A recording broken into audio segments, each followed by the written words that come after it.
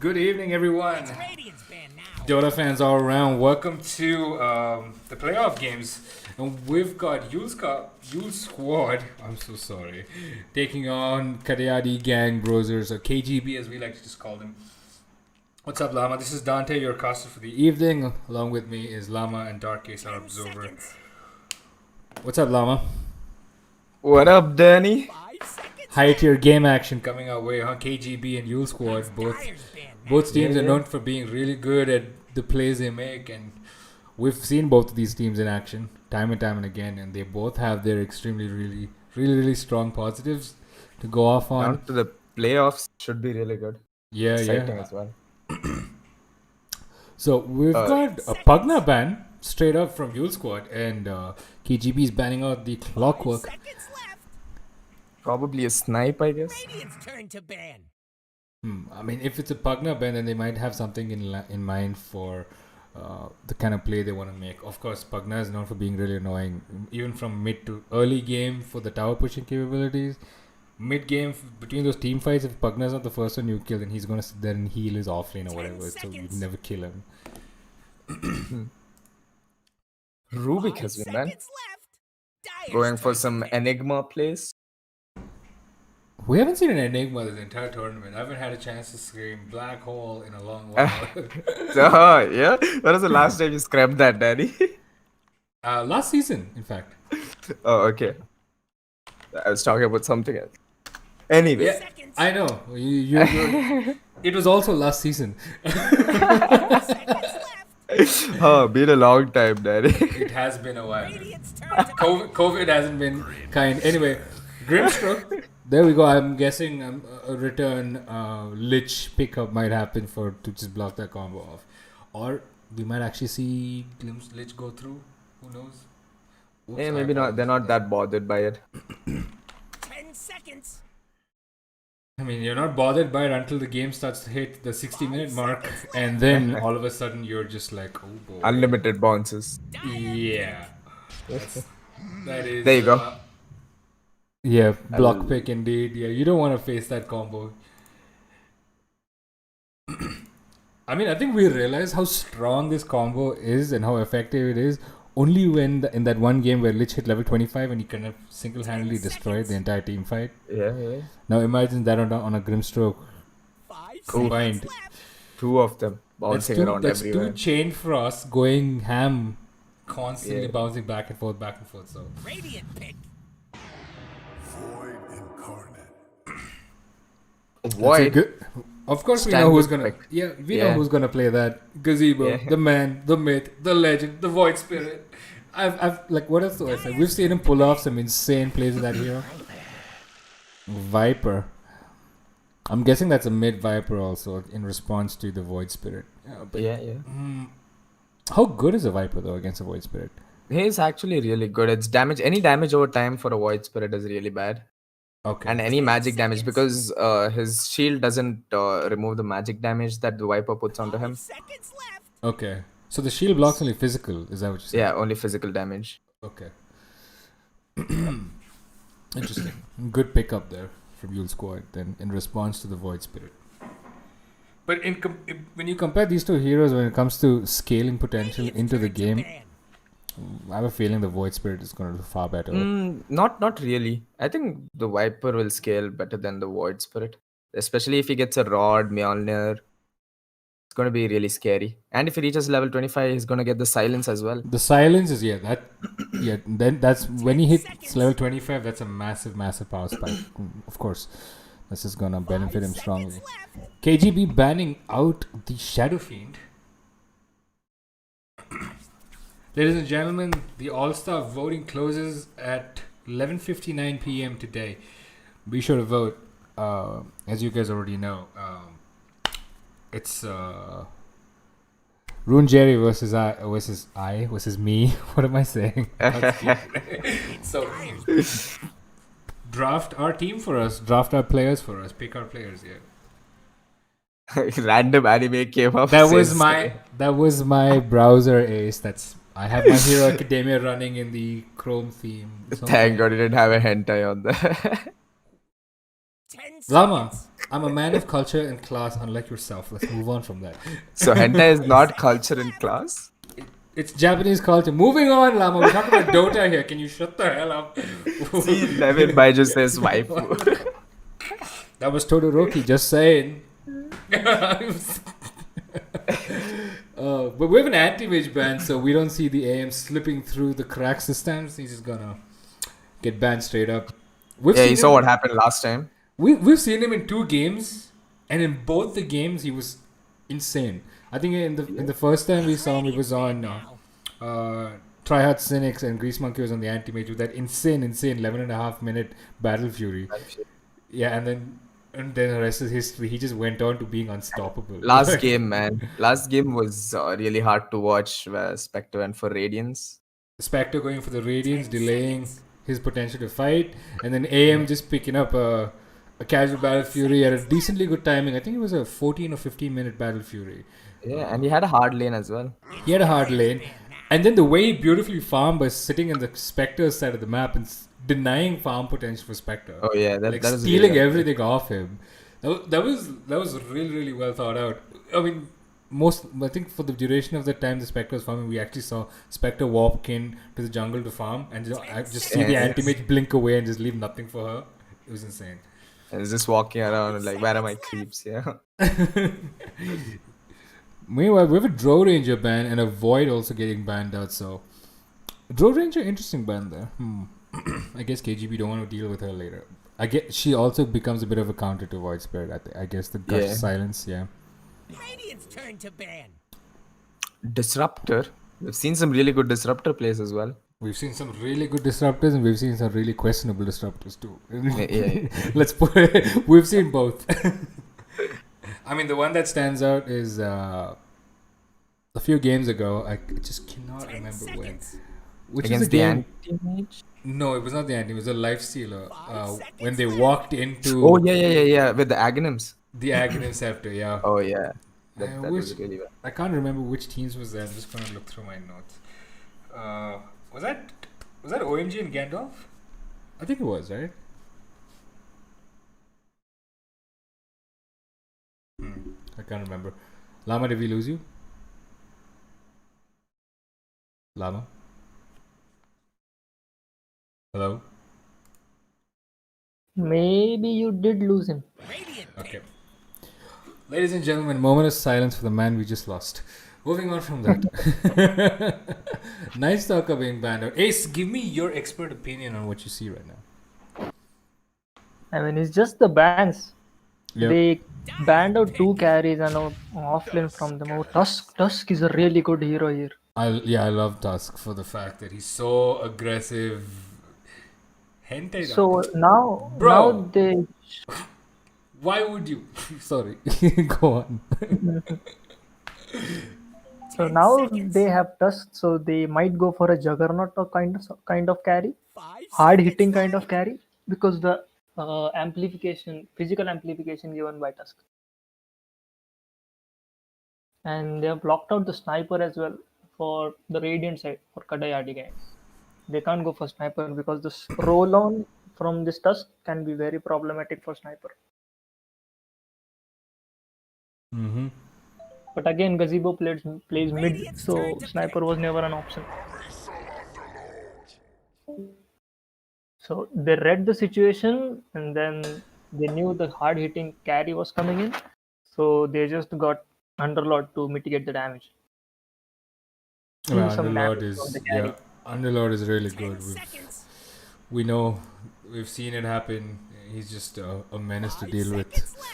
Especially for all these right-click carries, right-click heroes, not just carry. Any hero that right-clicks, Underlord is a good counter.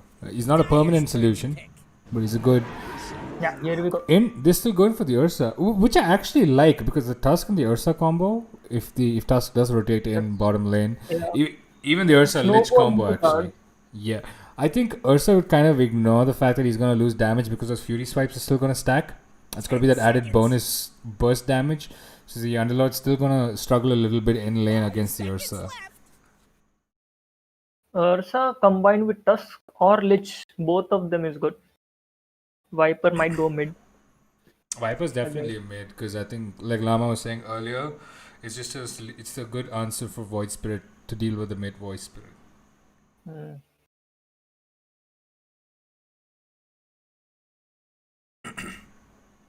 Also, Viper provides a break for the at Trophy Aura, so that the damage does not get stolen in team fights, though.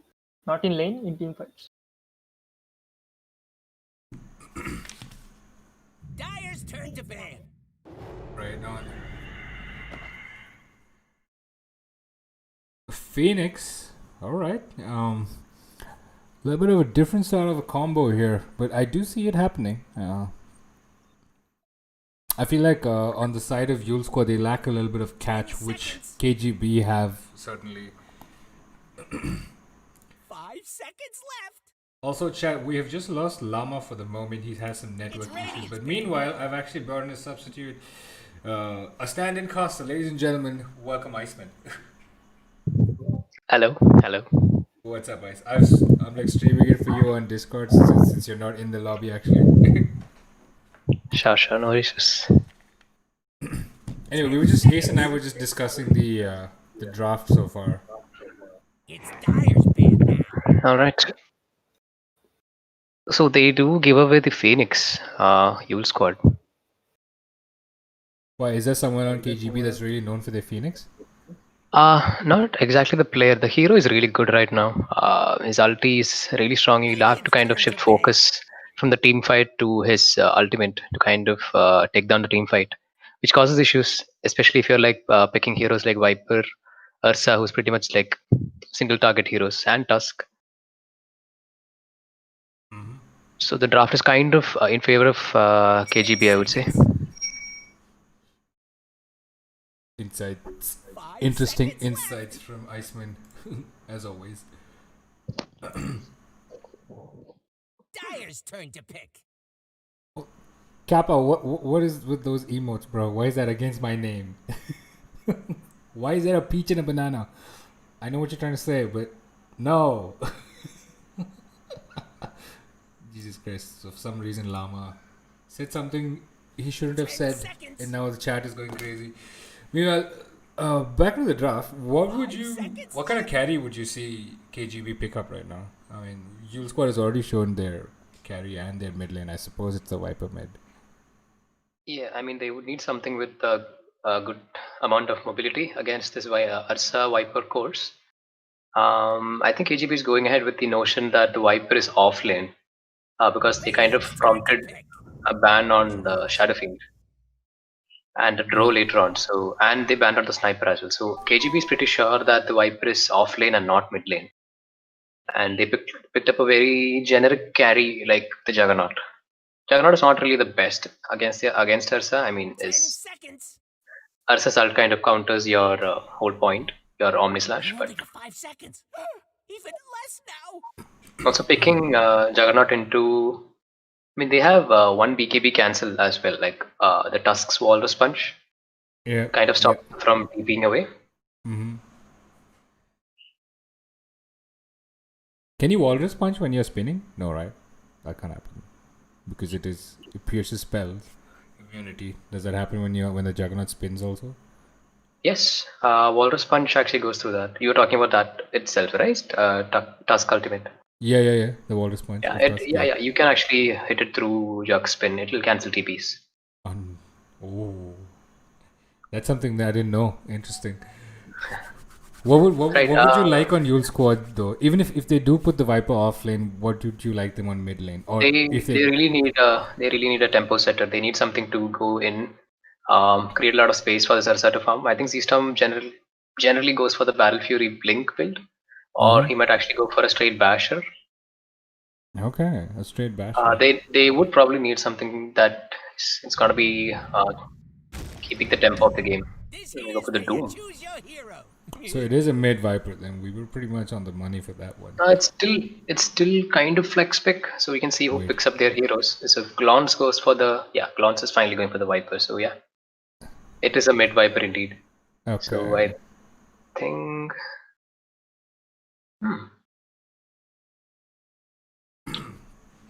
But even though they picked Doom, I don't know how good that is because they have the heals from Phoenix, the Sunray to kind of heal up the Doom target. Yep. We're just quickly gonna run into our sponsors ads just before we jump into this game chat.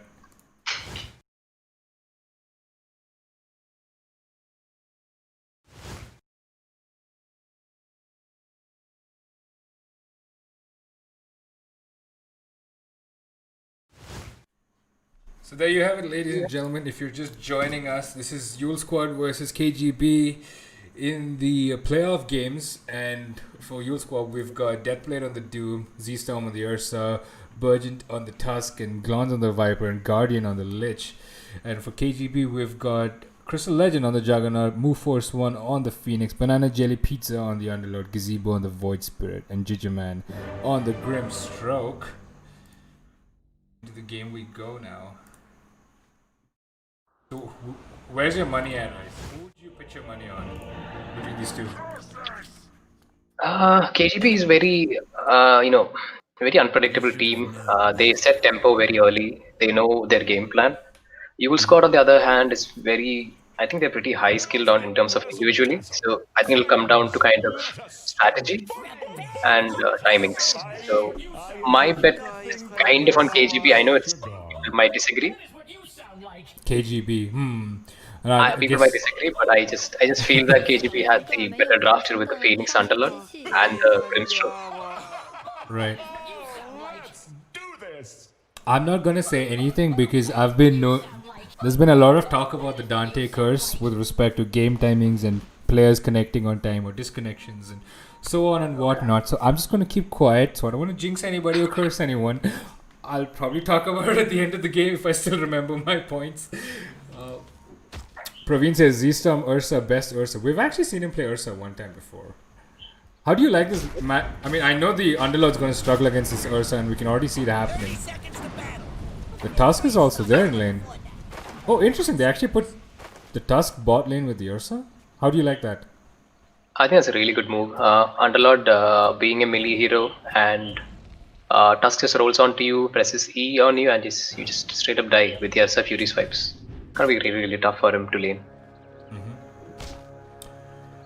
We're coming up on the bounty run time, 6 seconds onto it. It looks like KGB's is gonna coolly pick up those runes. Yep. Don't make me come over there. Yep, I think... Hold on a second. Actually, Deathblade did snag that rune right from under their noses. Okay, so that's 2 runes each. Bit of boomer fingers coming from KGB top lane. Not clicking fast enough. Unfortunate there. I think Praveen or someone said, Dante, please say spam flowers for Z-Storm. Okay, chat, spam flowers for Z-Storm. If that's what they want. Is Z-Storm becoming the no-tail of Kerala? The flower boy? Okay. Flower boy. Yes. Just getting a little bit of sight on the top lane right now. I would have actually thought they could have just put Doom solo. I think he would have been fine against the Jug and the Grim. It's again a very kill potential onto the KGB side. The Grimstroke Jug combo. The Inkswell into spin. I think it's pretty potent against any melee hero. Probably with Brown Boot, Windlace, and the skill point in W, Doom might be able to survive. And maybe a Casual Bracer as well.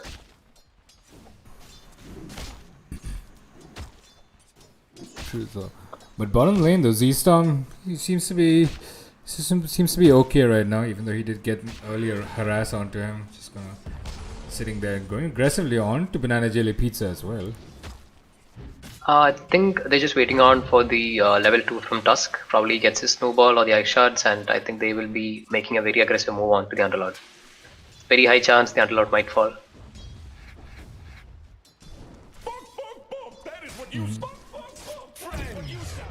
One of the reasons I love watching both these teams is the spam of voice lines. It's so entertaining, definitely. A lot of voice lines, and they're showing off their Aghanim's Labyrinth skills as well, Oh wait, are those voice lines from Labyrinth? Yeah, I mean, you get those levels I mean, you finish each level of the Aghanim's Labyrinth, like the, I think, Sorcerer, Magician, like that. You get various voice lines. It's basically like, I have this, what do you have? You have nothing. Interesting. Crystal Legend requesting for a pause. Okay. Interesting. Question mark. Straight up question mark from Dusk.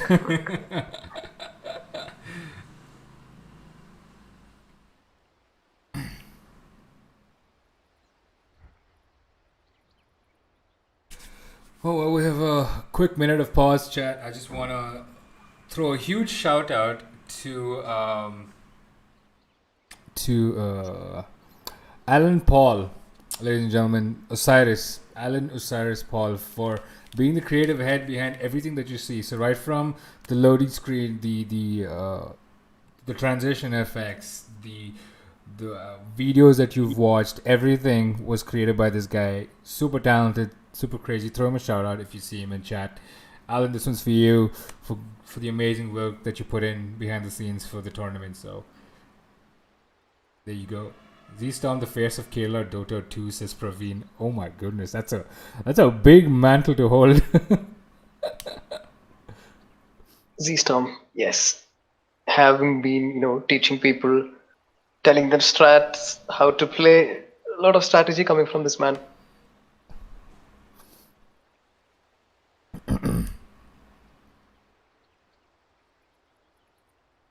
Force 1 did fall really low. I think he managed to Icarus dive away to safety there. Oh, the Asian hit has happened. I sense distortions in the voice. You must be so happy sitting in Bangalore with the act internet, aren't you, Dan? Very happy, aren't you? I've been trying very hard not to flex on my internet speed or anything, so I will leave it at that. Not to mention, I also got a backup for my routers, so. Oh, great. That's good. Yeah, never running out of internet. Meanwhile, Banana Jelly Pizza getting clobbered down by the bear, but he's gonna get to behind this tower of safety. But Zistam's gonna dive him right now, falling really, but he's gonna get caught between the creeps. Is this potentially him dying right now? There is the Phoenix TPing in as well, but nope. I think Zistam's gonna be fine.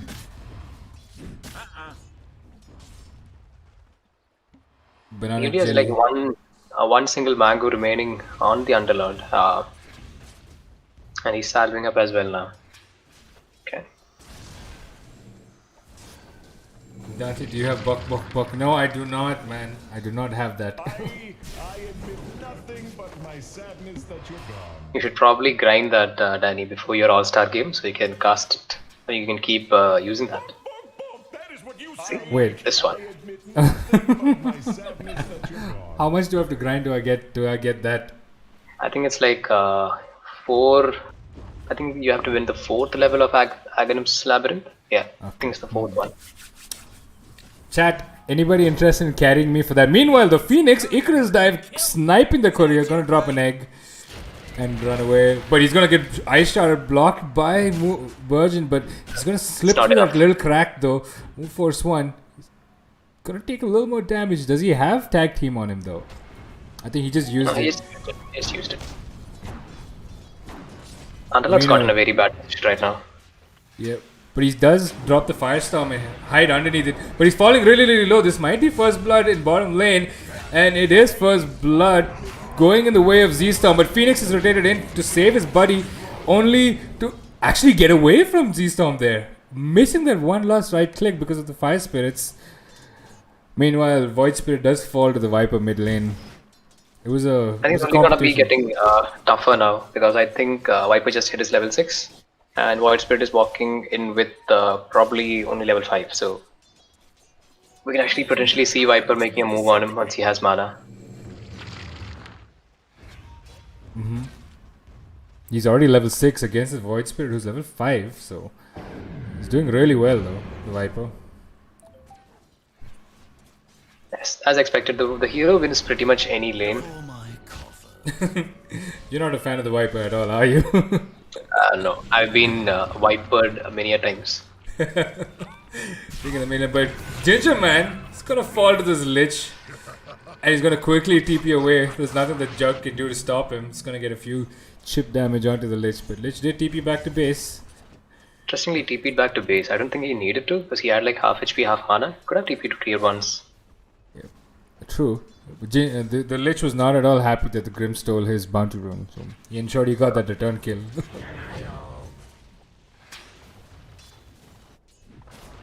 Level 6 up on Void Spirit. You can actually expect to see some rotations because staying in mid against his Viper is pretty much useless. Even with the ult pops, it's not enough to kill him. So we can probably see Gazebo moving to the bot lane or top lane. So. Right. But I have to say, the amount of space that this Tusk is providing for this Ursa, even if they do try to be, aggressive towards the Ursa's gonna still be fine. But he's providing so much space to Z-Storm right now. I think a very comfortable lane. He's gonna jump onto the Phoenix. Does he have Icarus Dash? He does drop the Fire Spirit. He doesn't have Icarus Dash for another 14 seconds. Juking under the trees, but the Tusk's gonna snowball onto him. Meanwhile, Gazebo's rotated in, gonna secure a kill onto the Ursa. Dissimulate straight away. They're gonna look to turn on to Burgent right now. He's trying to juke between the trees, but he's gonna run into the Underlord. Falling low, but he might just get away, but I think Gazebo still has catch for him. He's got the Dissimulate as well. Gonna jump out of that, but no. Move Force 1 getting an aggressive. There it is, the Remnant with the pullback, and they're gonna secure that kill as well. Glance has come in, but it's a little too late. Does pop his ulti onto Banana Jelly Pizza, but that's a safe TP away to the tower he goes. That's the thing about Viper now, that the Viper TP did not do anything for them. To the Radiant side, he just TP'd here and then what? Did get a kill. Now he has to walk, I guess, back to mid lane, or he's just taking up bot lane itself, I guess.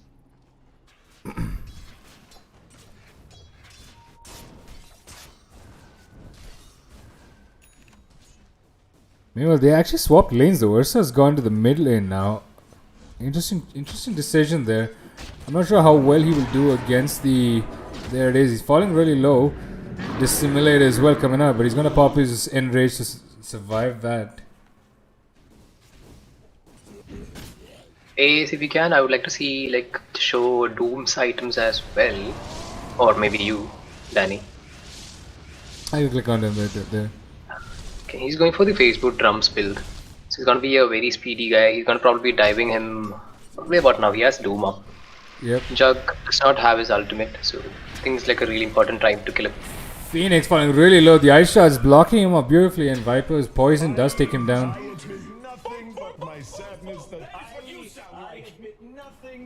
Meanwhile, middle lane, Z-Storm is chasing Gazebo all the way to the ends of the earth, and he's gonna get that kill, steal that bounty rune as well. That just happened. Yes, it did, Gazebo. It just happened. Z-Storm just chased you, tier 1 to your bounty rune and killed you. And it's the Orb of Venom making it really hard for Gazebo to get away, even though he had the phase boots on him. Meanwhile, Doom be committed onto this Juggernaut right now. They are getting aggressive. He's definitely going to pop to that. There's no heals, there's no saves. And Gingerman, there's nothing he can do to stop the advance of that. Doom's going to quickly back away from that. And he does finish off his drums as well. It's on the courier on the way to him. So they don't have any kill top lane, right? With the Grim Jug combo? I think No, it's they like haven't. They actually haven't been able to get a kill. I think the whole point of taking that combo was to get kills out of the offlane, and they kind of failed to do so. I also feel like Doom just pretty much kept his distance and played it safe. I mean, it translates into Jug having so much CS right now. So this early into the game, the fact that he didn't really contest. Like we talked about, he did go for the brown boot, face boot windlace drum spill, so he's gonna be very speedy, and the spin combo does not really catch up to him. So I think he's playing it really safe and smart. Meanwhile, Z-Storm looking in the river, but he's falling really low. Again, taunted and pulled back in. He's falling low. Does pop the Enrage to get away to safety, and Burgent is here with the counter initiation to prevent them from jumping onto Z-Storm. And he actually managed to still get away. He's still alive. They're actually chasing really deep right now. KGB, they're desperate for a kill. But Z-Storm has popped his salve and healed back up. He's looking for a target. Gonna probably find that and move for his one. Viper is here for the support with that poison stack damage and a lot of slow. Banana Jelly is gonna fall as well. KGB getting a little outplayed there. Getting very greedy for that kill onto Z-Storm. And not coming away with that one. I think the Tusk initiation was really important was for the- the Ursa to get away. Yeah, it was a It- clutch it's fun. moment for Z-Storm to get away and get a salve off and come back. So you look at the network, you can see clear acceleration from the Doom. Yeah, but Z-Storm, he's falling really low. He might end up falling to Gazebo here. Gazebo does get him. Tusk rotates in, but a little too slow. He has popped his tag team with the counter initiation, but he doesn't have the ultimate to finish him off. He's gonna get away to safety because Gazebo is surrounded by allies and friends. He just gets his Walrus Punch right after that. Unfortunate. Dyer's bottom tower is under attack.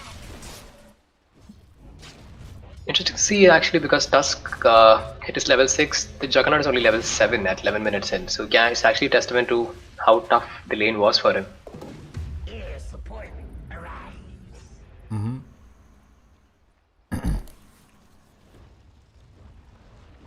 Doom and Lich level Top tower's 6. about to be Radiant's top rubble.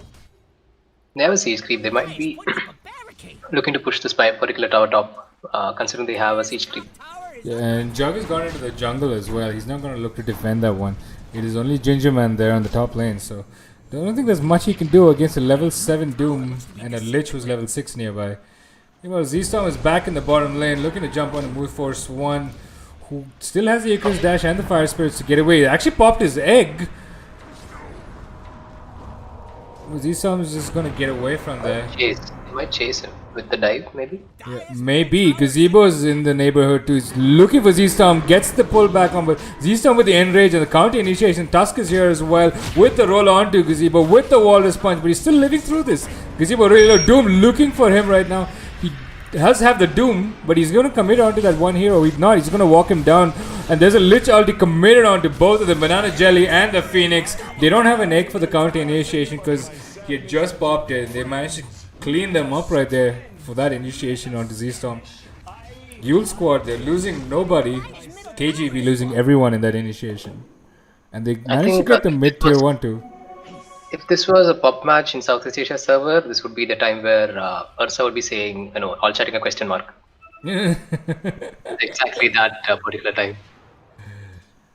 Meanwhile, top lane Viper is here looking for Crystal Legend. Crystal Legend is going to quickly spin away to safety. Glons with the haste rune.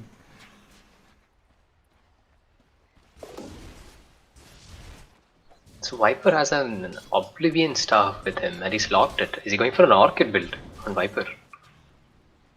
I suppose he is though. I mean, it is looking that way right now, isn't it? How do you like that build though? I think it's pretty good considering it is a Void Spirit.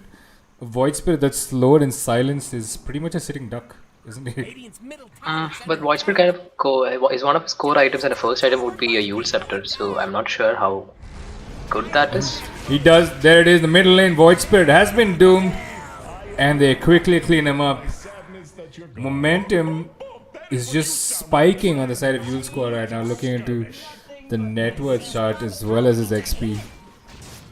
It's insane.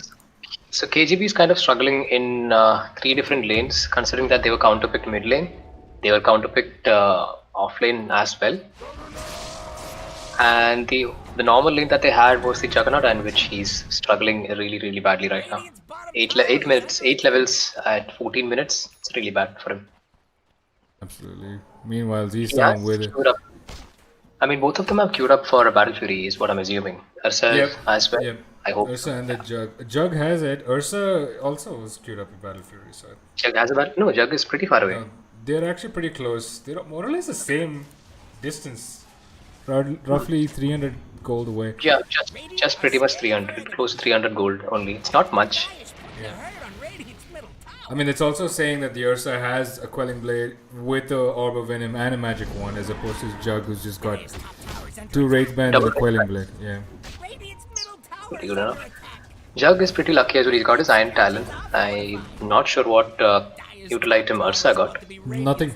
It's an empty slot, unfortunately. Top tower He doesn't need it. He's going for the challenge-based gaming. Like, I don't need a neutral item. Who needs neutral items? is not feeling the love. Meanwhile, Deathblade and Burgent are looking for someone right now. My path leads Still have their final Doom all down. I think just even without the Doom, they're ready to fight. Only 40 Interesting. seconds in the Doom. They just doomed the. He White does. Spirit. Wait, the Doom has a Shadow Blade picked up already on him, and he's got so much information right now. Gets a hit onto the Phoenix, rooted on as well, but he's gonna Icarus dash away to safety. That's gonna cancel the initiation. But another 20 seconds, Doom will be back up. With that Shadow Blade, the Void Spirit needs to be really careful where he's present. And KGB are kind of like just. Yeah, I pretty much what we talked about. KGP is gonna be playing 5-man now. They're just gonna be sticking to the same areas of the map, and then playing, and probably letting their Juggernaut farm the other side of the map. Yep. Dyer's top tower's under attack. I mean, he needs all that space to farm right now. I don't think he can get into fights and engage. Where's the Ursa? I presume he still can. He's almost on the way to his Battle Fury. Another 600 gold. He's gonna get there before the Jug. And there's a break onto the Underlord. And a beautiful charge and a roll in from Burgeon right there. But the Grimstar card is gonna get dropped onto the Viper as well as the Tusk. He's gonna disengage, nothing further than that. Underlord with that hood though, cancelling on some of that magic damage, malic damage. What am I even saying? But when you think about it, even though the Grimstroke throws out his ulti, how do they combo it with? Like, they do not have a good single target Yeah. unit, single unit target to kind of combo it with. I think that is the kind of Doom has TP top lane with the Shadow Blade. He's sitting on Crystal Legend right now. He's gonna scope him out, doom him as well with the Firestorm pop. He's just gonna walk him down and constantly beat into him. There's no way this Jug's gonna get away. That's an easy kill for him. Gazebo's in the neighborhood trying to save his Juggernaut, but he's not gonna get away. There's a route onto Gazebo as well, but I don't think there's a kill potential on him. Meanwhile, Gingerman with a snowball and a Walrus punch. Ursa didn't even need to touch him though. Dyer's middle tower is under attack. What was all that damage from Tusk? Tower is under power of tag team. Let us skirmish. Whoa. Goodbye. Dyer's bottom tower. They just wiped 3 people. I have no idea when the Underlord died as well. Probably to the Viper. Has fallen. Yeah, he did die to the Yeah. Viper at the same time. The Doom killed the Juggernaut. KGB really on the back foot right now. 10k net worth lead for EulSquad. And just in 80 minutes, that's huge. That's a huge lead, yeah. And the momentum that's gathered on the side of EulSquad. Oh my gosh, I'm starting to get really worried for KGB. They're playing really well across the map. They're just taking control of the map completely. Playing in their jungle, completely fearless. Viper strike. Onto the Underlord. Underlord. He just came back from death, from the grave. He's gonna pop again. Phoenix, move force one, did try to save him, but there is the Omni Slash being committed. But this Ursa is he's been protected by. They're gonna pop the egg, but the egg's gonna pop as well. The Lich is. Wait, Frost Armor doing so much work out there. And Crystal Legend, that's a team wipe on the side of KGB. What is happening? EulSquad are kind of running over them right now. 18 minutes in, 30k net worth, 13k net worth lead. So that was a Phoenix egg committed, Juggernaut Omni Slash committed, Yep. and Underlord spells, and they did not manage to bring down a single hero from the side of EulSquad. In fact, when Juggernaut popped his Omni Slash, there was the Frost Armor from Lich on Ursa, and Ursa hardly took any damage. How much damage does this thing cancel out? That was the end rage. That was the end rage as well amongst along with the Frost. So that's say a what, 60% damage reduction. And another 80% from the Ursa ulti. 80. No wonder he was getting tickled right there. That bear didn't feel a thing. Things looking really grim. KGB, If you- yeah. So what I mean, because they have Grimstroke. Thank you. Okay. I was actually planned. I waited Meanwhile, for wait, I weeks think there was a back. Doom commit. No, it's not a Doom commit around anyone. Doom has been dropped onto someone right now. I think the bottom lane, Juggernaut is gonna fall. There it is. The Juggernaut did get cleaned up by the Doom single-handedly. I was looking at the map right now. There was possibility of an engagement middle lane. Nothing happened. All this while, Yeah, the Death way Blade. the Tusk played there, he just went into 4 heroes and There actually he is. picked up a He's going in again into 3 of them. Move first one falling really low. He's gonna get silenced, but he's gonna walk out of this. But no, Gazebo gonna clean him up right there. Deathblade did walk up high ground, but he doesn't have the Doom anymore because he's already dropped that onto the Juggernaut. Crystal Legend not really having much of a game right now.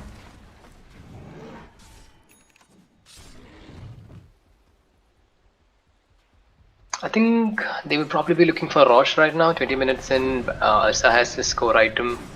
All the lanes are pushed in as well. This could be an easy Rosh right now.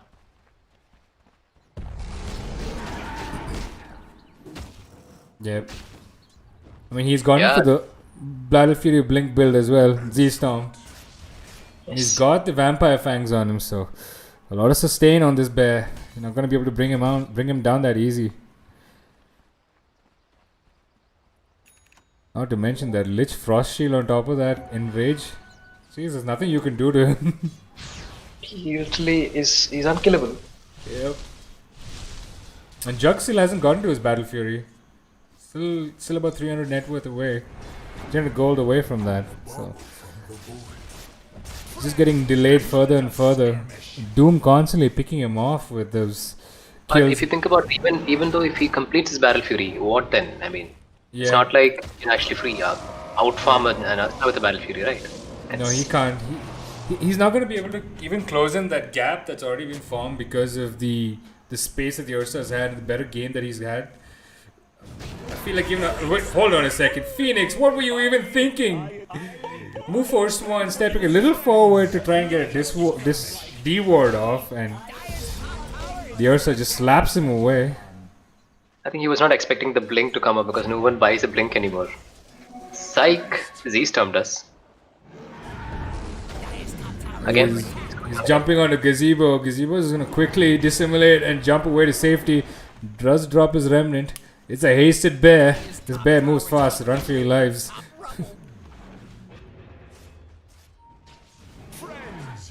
I mean, it's the same thing that you said. The amount of map control that they have right now. Deathblade is again. Hold on a second. Z-Storm make quick work of Gazebo. There was no way he was going to get away this time. Lich fearing him in with that sinister gaze. Meanwhile, Deathblade is looking for this Juggernaut. Oh, is he actually going to find him? There he is. Dooms him one more time. This is the third time. He's going to pop that Shadow Blade. They're going to look to go on to him. But he's going to BKB. This man's going to BKB. 23 minutes in. He's going to quickly kill the Juggernaut and walk out of there as if nothing was happening. He's on a casual morning stroll right now, Deathblade. On the way, he found a Juggernaut, squished the Juggernaut, continued walking. That's what it looks like. sounds like you could actually call that an anime moment. Absolutely. He just walked out of 3 people. Meanwhile, Z-Storm diving the tier 2 towers right now. This man has no care in the world. He's going to jump on a Ginger Man. There it is, going to clean him up as well. They're going to taunt him back in, but you taunt the bear and he's got the Enrage as well as the Lich. There is the egg dropped as well, but they're not going to be able to kill it in time. In fact, he does get controlled as well. The egg's going to pop. Z-Storm is caught in between all of this, and Gazebo is going to find that kill. But beyond that, what? The Viper's here for return. Burgeon is falling really low. He's going to drop as well. The Omni Slash being committed. He's going to just jump only onto Guardian. He's going to fall on the Lich. Glance being controlled right now by Banana Jelly Pizza with those roots over and over again. Crystal Legend is going to look for someone, but Glance is going to drop his second skill on himself. I'm going to TP away. Very smart play by the Viper. Dropping his passive, dropping his W there. Toxin, yeah. Jug does not get any crits.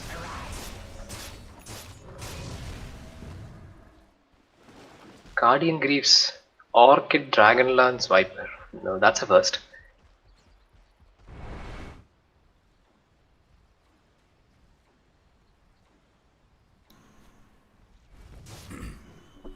I think mostly they should be going in for Rosh now. This could be like the best time right now. Still there, but not for long. They're still dealing in with the lane pushers coming in from EulSquad, so let's see how they. Bottom tower is under attack. Judging by the way they're playing, yeah, I think Z-Storm is looking towards Roshan now. He wants that Aegis.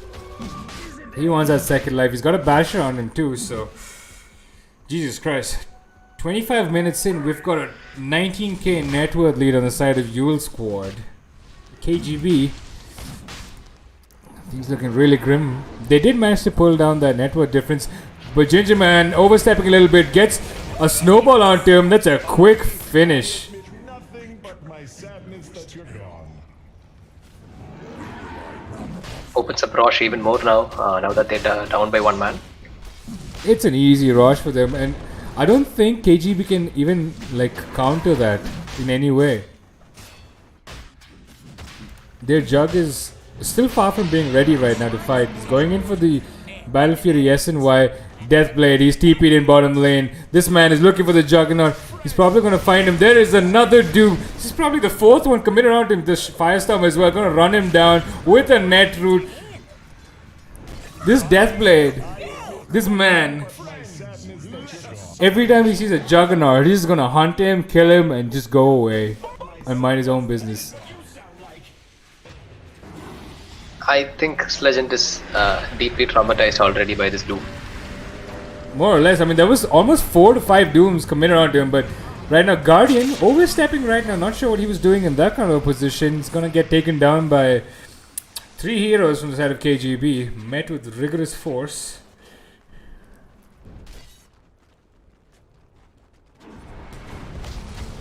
There's Ursa's going to jump in straight onto the Underlord. The shards are going to block him out as well. There's a dust being thrown out. The Viper is here as well, but there's a Grimstroke ulti committed onto the Viper as well as Ursa, but nothing else off it.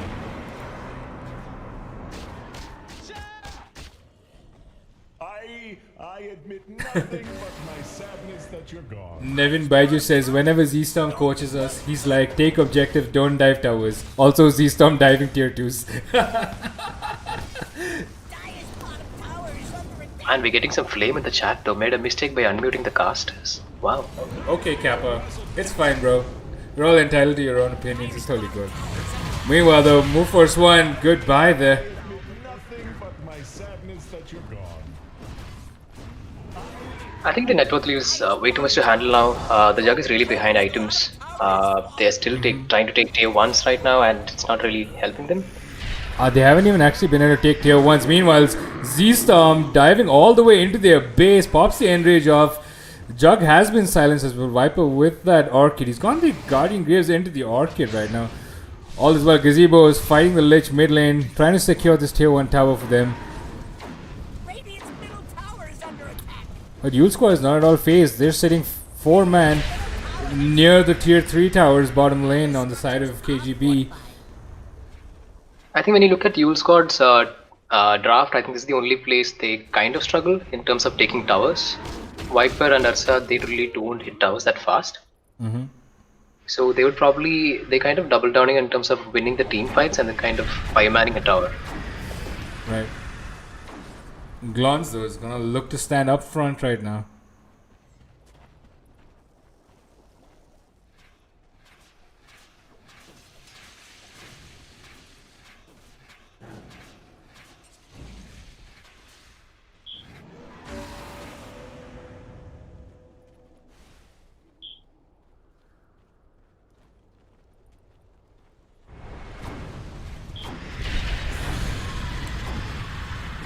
There they go, jumping in one more time. Deathblade in the front line of this. Gonna get rooted down. The Underlord with that Pit of Malice though is controlling him up. I mean, given the fact that they have Underlord on the side of KGB, they can potentially defend high ground for quite a good while. As long as they don't lose him, they're pretty much okay on this team fight. Potential to set up and defend their high ground for a longer period of time. Yes, just like you said, Underlord clears waves a lot, so does Grimstroke. So it could be a really delayed high ground siege attempt from EulSquad. Wouldn't be that easy at all. Absolutely.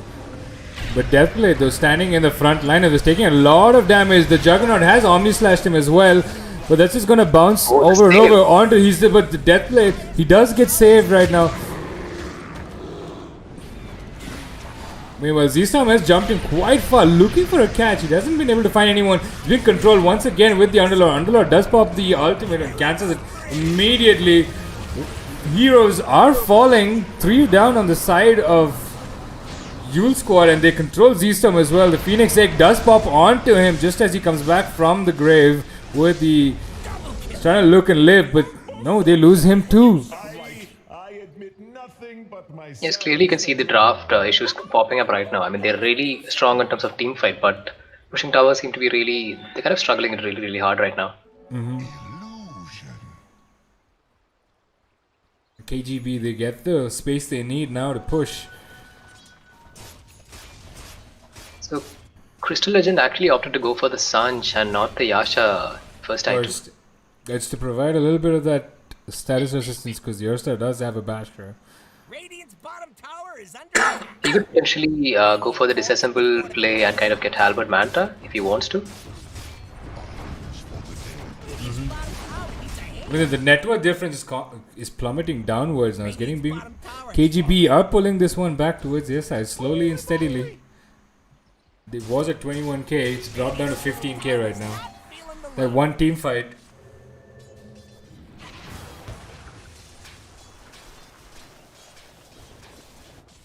Holy moly!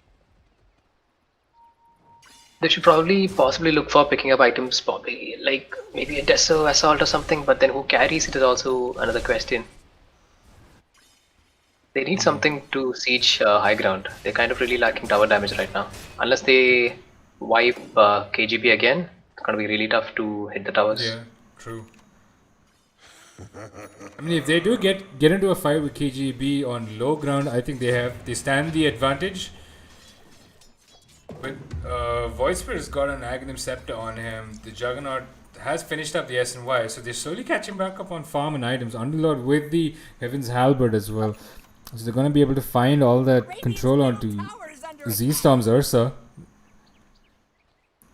You could possibly try to look for a pick-off right now, because these people, and in terms of EulSquad, they might be going back to the jungle and trying to farm up some more items before going high ground.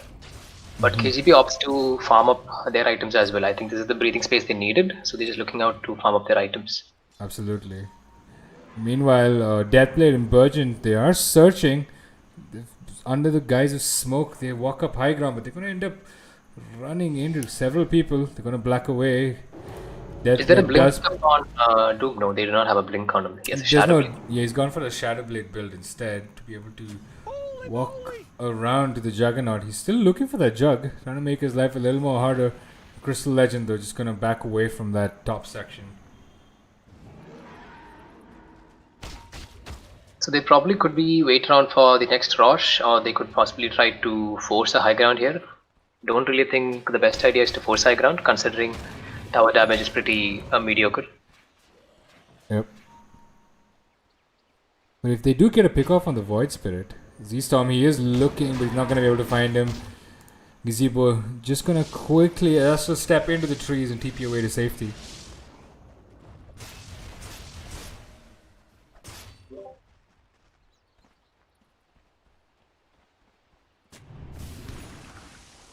Gazebo's thinking about picking up a Lincoln on his hero, even though he's not been doomed that many a time, because mostly it's been the Juggernaut.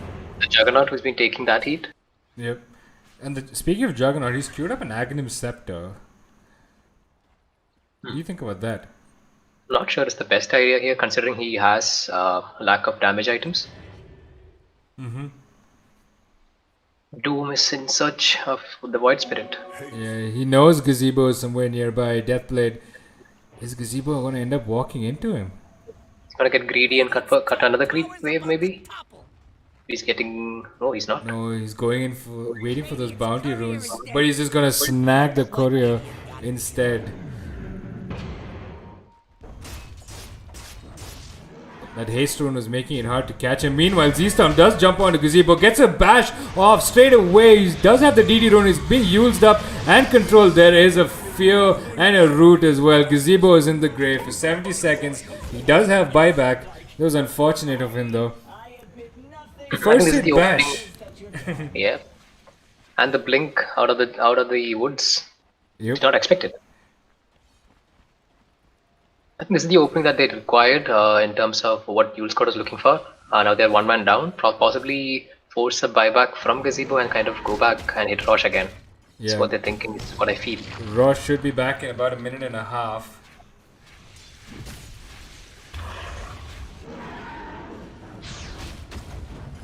Z-Storm does walk up high ground, get a little bit of chip damage onto the tower. Get a feel for that building there. Gonna walk back down. The rest of his team is sieging bottom section.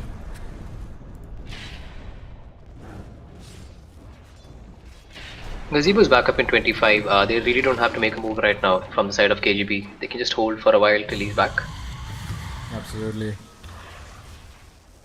Yeah, this is quite the problem for them right now. So Euls don't even have that. They don't have that strong pushing power on their side, and it's delaying them further and further.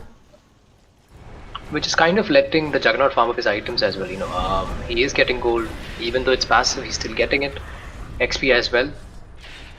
Do they have outpost control in terms of KGB? I think they do not have both outposts. They don't. EulSquad control both these outposts.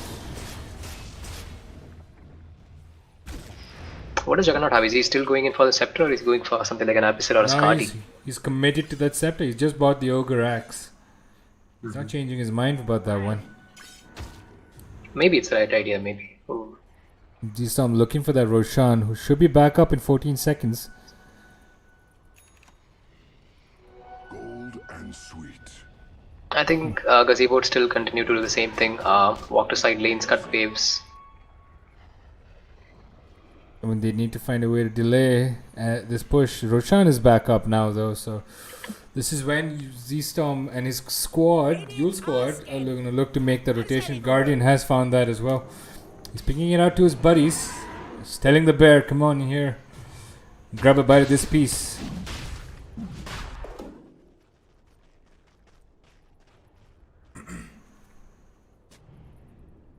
No, KGB, there's nothing that they can do but sit in their base and wait for the waves to come to them.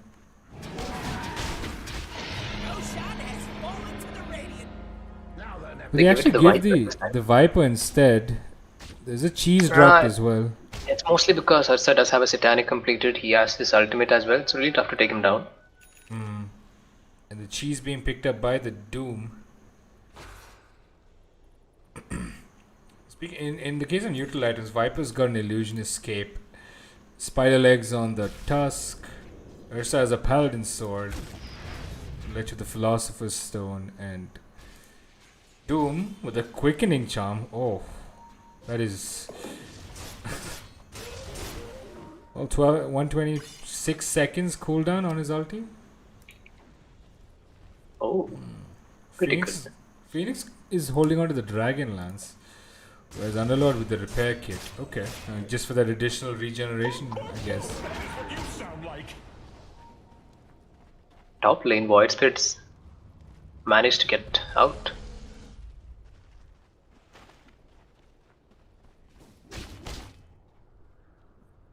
He's back in his base.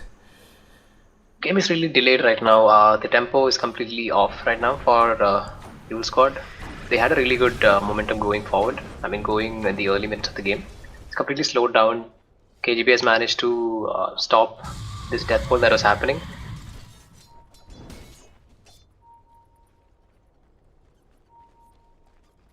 Yeah. Finding it really tough to go high ground. Once again, Glon's in the front lines, gonna get controlled by the Pit of Malice. Z-Storm's trying to take the other side of the map though, hitting onto the tier 3 tower top. It's gonna focus some attention here. Oh, he popped his ulti. Well, but that's a low cooldown spell. 25 seconds, gonna be back up. Meanwhile, Doom is sieging middle lane. They're trying to push all 3 towers at the same time. That's a lot for KGB to deal with though. They are focused onto the bottom tower. Now Z-Storm's back up on their top tower. I mean, it is working. It's a bit of a chip damage, slow and steady. But it is working.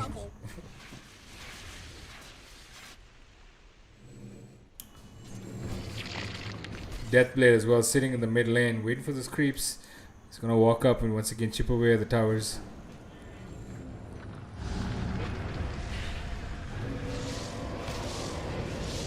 Meanwhile, Z-Storm in the top lane has been silenced, but he pops his Enrage to get away. He's all safe and sound. This is quite the game of tag right now, back and forth.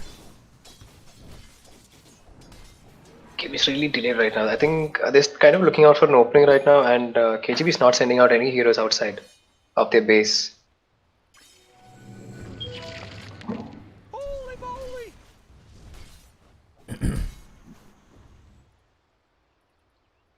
There's another pause coming out from Crystal Legend, suffering from 25 loss. He apologizes.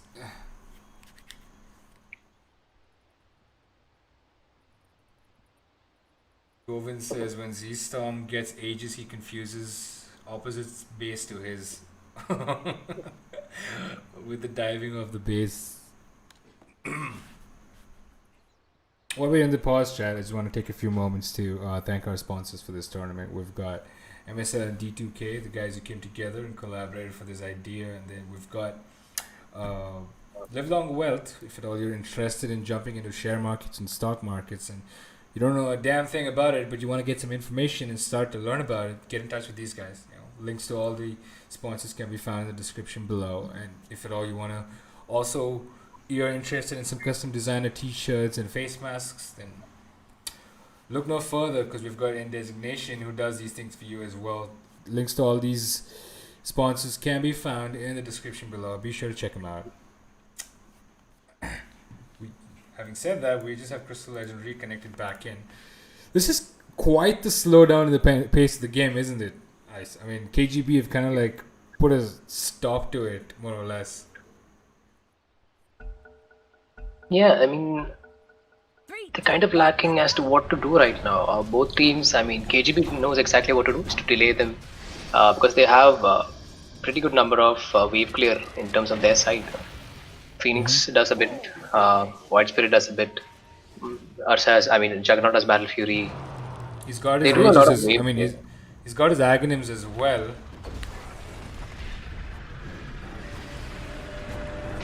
Jug. I think he has his Ags. Viper does get caught out high ground, but he's going to be able to Hurricane Pike himself to safety. He does have the Aegis, so they want to look at to capitalize on that Aegis. They do bait out the way. Meanwhile, Z-Storm did jump in the front lines and managed to kill off the Grimstroke. Z-Storm gets a quick kill. The net worth is building up on the side of EulSquad. Right now, 29k net worth. Viper falling really low, but he's going to be able to back away and heal himself up with that Guardian Greaves on him. Buyback from Grimstroke. Anyway, Z-Storm, he's being dived down right now. Juggernaut with the spin. He has... Does he have his Aghanim Scepter on him? No, he doesn't. He does pop his Omni Slash. But Z-Storm, he's just going to pop the Satanic, hit a few creeps, get his HP back up, and just walk away.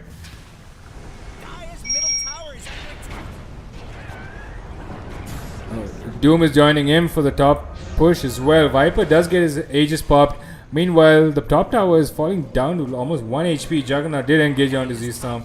Gonna quickly back away from that bear because he's starting to hit really hard. And they do manage to clean up this tower. Gonna take the racks as well. There's nothing KGB can do in return right now. They're just standing and watching for a moment from a distance.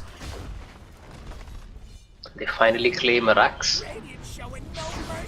It's mainly because Banana Jelly is so focused on defending the bottom lane. Doom does pop his BKB. He's looking to disengage, re-engage. He's walking back and forth. Viper Strike gets committed onto his Underlord. Lich ulti also gets thrown out, but it bounces only onto the Underlord and to the creeps and is still bouncing around. Meanwhile, Viper's going to pop the BKB and disengage, get back to safety. There's a Grimstroke ulti being thrown on to the Ursa as well as the Doom, but there's nothing that's going to happen beyond that.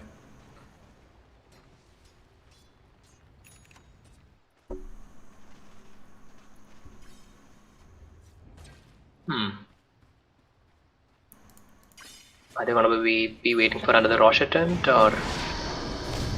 I'm guessing. Meanwhile, there's a Doom being thrown on to Gazebo. He is dead in the grave. He does buy back into the fight immediately. Crystal Legend was spinning in between 3 heroes, but there's a cheese consumed by the Doom. The egg as well gets dropped, but it's going to quickly get taken. Is it going to get taken out? No, it's not. Okay, it does fall eventually to the Viper being able to clean that up. Meanwhile, Deathblade does get away to safety. Jug spinning in between, but the Ursa is gonna smack him through that spin through the root as well. There's a roll towards Gazebo. Gazebo, this is his buyback. If he falls here, that's a dieback on him, but he's going to quickly use a dissimulate to get away to safety. But Z-Som's going to jump onto him. They're going to finish him off right there. This is a buyback from the Jug as well. And that's not a buyback anymore. It's a dieback, ladies and gentlemen. Move force 1 falling really low. Goodbye, Phoenix in the grave for 80 seconds. Z-Som on the Ultra Q. Pops the Abyssal Blade onto this Underlord. And wait, no, he doesn't get the Rampage. That goes to the Viper. Unfortunate. The poison tick. Viper actually being toxic. Unfortunate. Gluns. There's a buyback by the Underlord, but there's nothing they can do to stop EulSquad right now. Z-Stom's gonna blink in the backlines. Gonna slap this Ginger Man. Does get the halberd dropped onto him. Playing around, the Lich ulti gets thrown into the base. Into the fountain rather, but there we have it. EulSquad. They're just gonna quickly close this one up. They're gonna clean up the bottom lane of Rax as well. Lich ulti being thrown out, but there's nothing that they can do. Ursa blinks in aggressively, gets halberd onto him. He's gonna pop in rage, finish it off. Kill everybody on the side of KGB in the grave for more than 30 seconds. And that's all the time that EulSquad need right now to clean this up.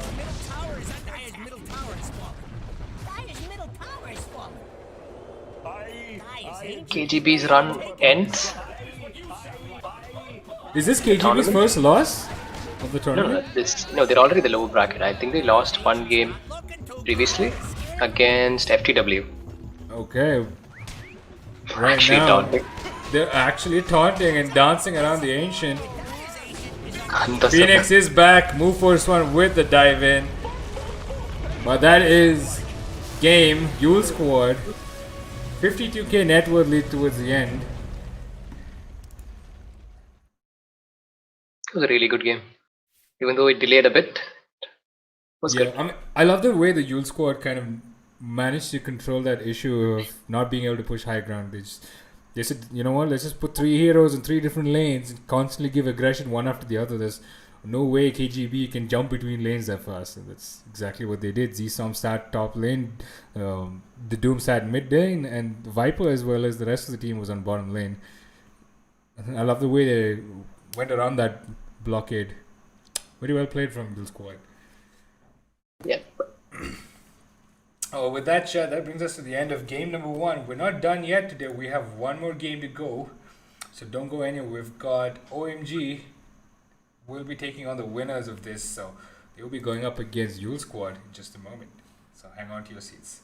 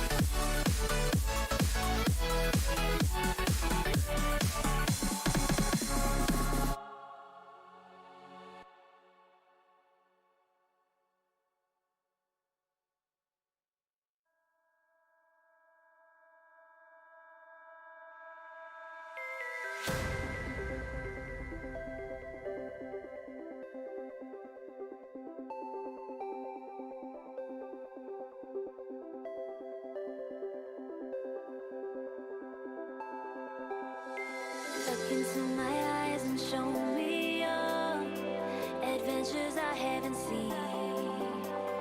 Taking all the life, it hits the spot. Walking on fantasy. So take me, baby, take me to a state of mind that's made up, baby, that's made of all that we find.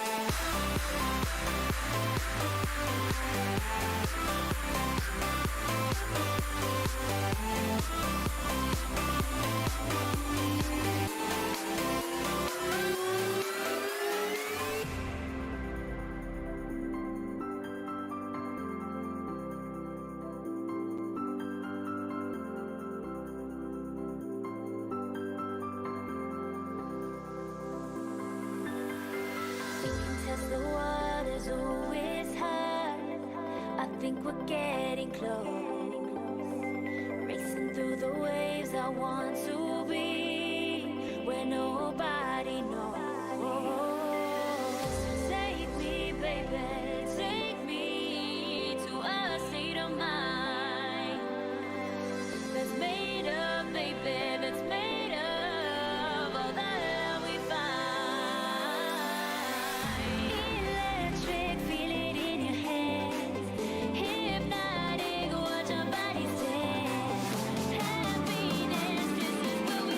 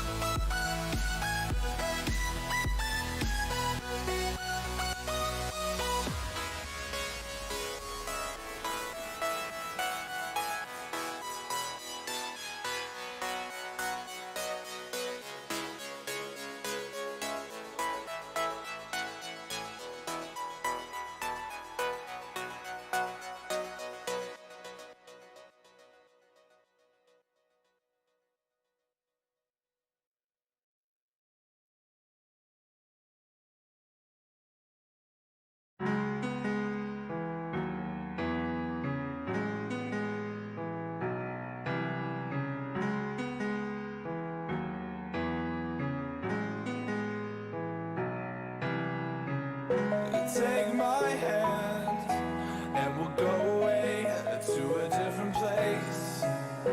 Float on air and we'll hide away. I'll be your escape.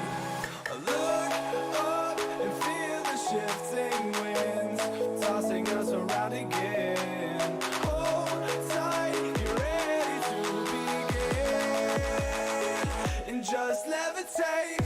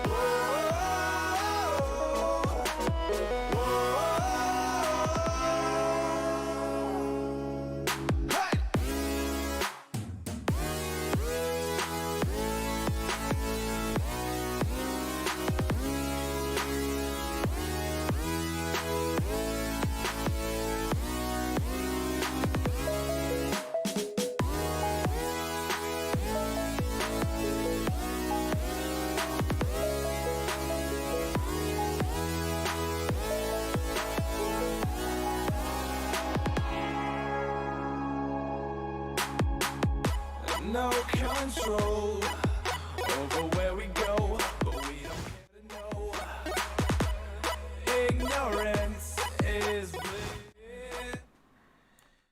Hello there, ladies and gentlemen. Welcome to the second game of the day. This is EulSquad taking on OMG. Since they did win their lower bracket game, they're facing off Optic Mystic Gaming from the upper brackets right now. And 10 seconds. this is Dante, your caster for the second game as well. Along with me, we've got Iceman and Dark Ace on the Observer. What's up, Ice? How do you feel about EulSquad after their insane game in the first one? I think they might be hyped considering they did have a really good game against Kadayadi itself. So it's might be double the hype considering they're a really good team and EulSquad managed to stomp them. It was quite a delayed game. Kadayadi did try to stretch it out and delay as much as possible to get enough farm on their side, but to their downside, it didn't work out really well. EulSquad juked them around between different lanes and pushing towers. Well played from them. 5 seconds left. Straight up, we see double offlaners banned off. A really strong offlaners, mind you. It's the Night Stalker and the Underlord. And a Doom again. So yeah, they're getting rid of these strong offlaners that gonna cause a lot of disruption and problems. Speaking of Doom, it really reminds me of I think it was me and the boys in the Doom, who was just hunting that Juggernaut. It was like almost 4 Dooms in the first half of the game. I mean, towards like the mid-game phase. It was crazy. Yeah. Toxia ban. So they're just diminishing the offlaner pool right now. So we probably might end up seeing a centaur maybe. What else is remaining in terms of the air quotes good offlaners? 5 seconds left. Tide is still viable. Still left open. Oh. We have EulSquad opening up with a Lich pickup. Opening up with a very innovative Lich pickup. We've never seen it before. They had a Lich the last game too, if I'm not wrong. Too, yeah. I think Guardian played it. Yeah, Guardian played the Lich last game too. 10 seconds. He's such a strong support hero. He brings a lot to the table.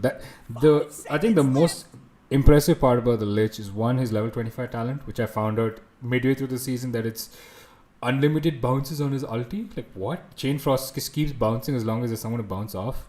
And his fear, the pullback, the sinister gaze. I feel like that's so interestingly, people actually don't opt for the unlimited Chain Frost bounces. They go for the other talent. They go for the is it like 20 HP region or 30 HP region or something? I'm not entirely sure about the amount, but it's like Frost Armor gives you HP region, and it works on towers as well.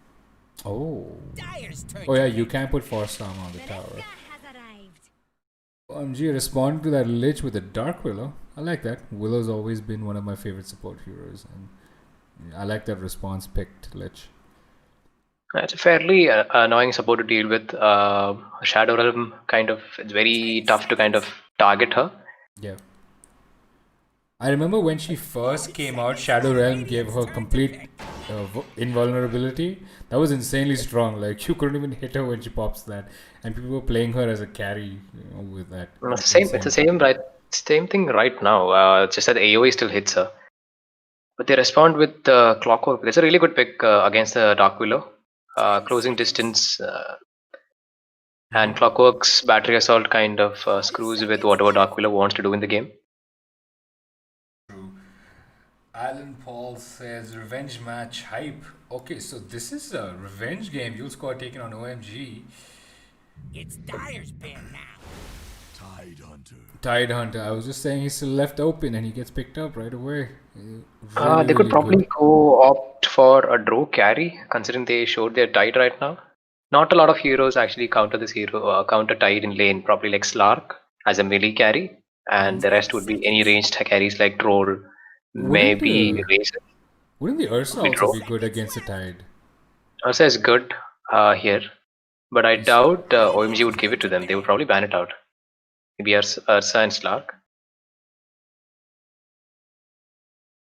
Ladies and gentlemen, let's hear a little bit of a hype for Rune Jerry in the chat. Hey Rune, how you doing? Nice of you to drop by on your fellow streamers chat.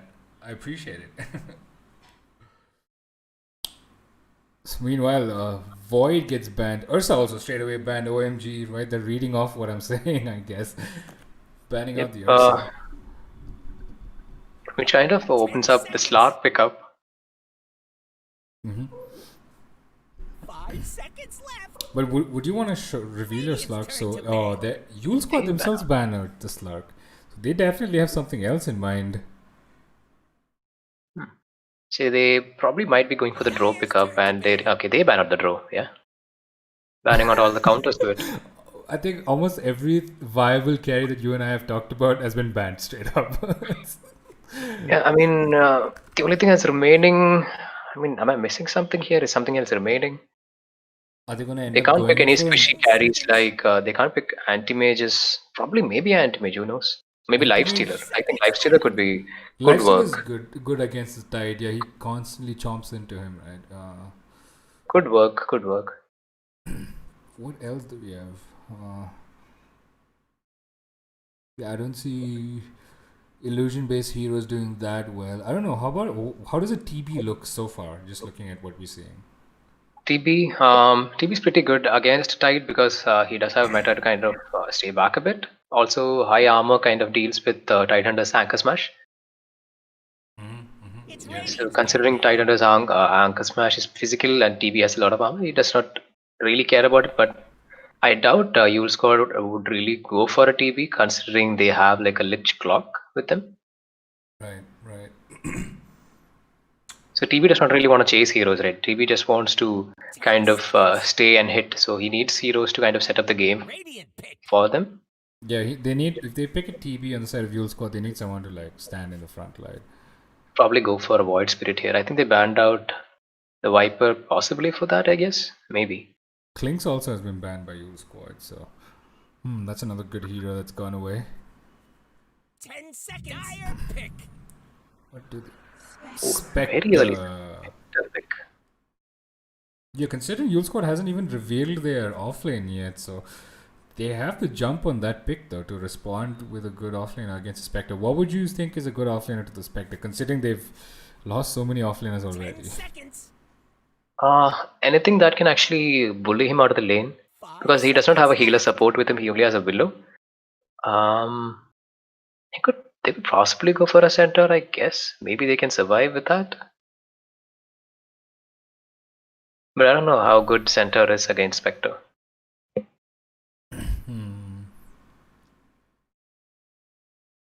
They could possibly opt for heroes like maybe Timbersaw or something that does pure damage to him. Radiant's turn to pick. Possible. Sand King. Oh, we completely forgot Sand King. How do you feel about that? I feel like Sand King is good. I don't think it's like the best hero to bully the Spectre out of the lane because his dispersion kind of deals with this Sandstorm in the lane. 10 seconds.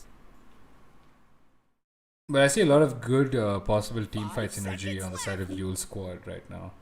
I mean, both of them have pretty decent team fight setup. Tide and Willow also synergize But pretty well. in the side of OMG, it's Spectre Haunt and Tidehunter both have pretty high cooldowns. I think for Yeah. most are like it's like 120, 140 second cooldown. It's like pretty high cooldowns, and they need to pick these next two heroes which are pretty low cooldown, which they have to be fighting a lot. Yeah.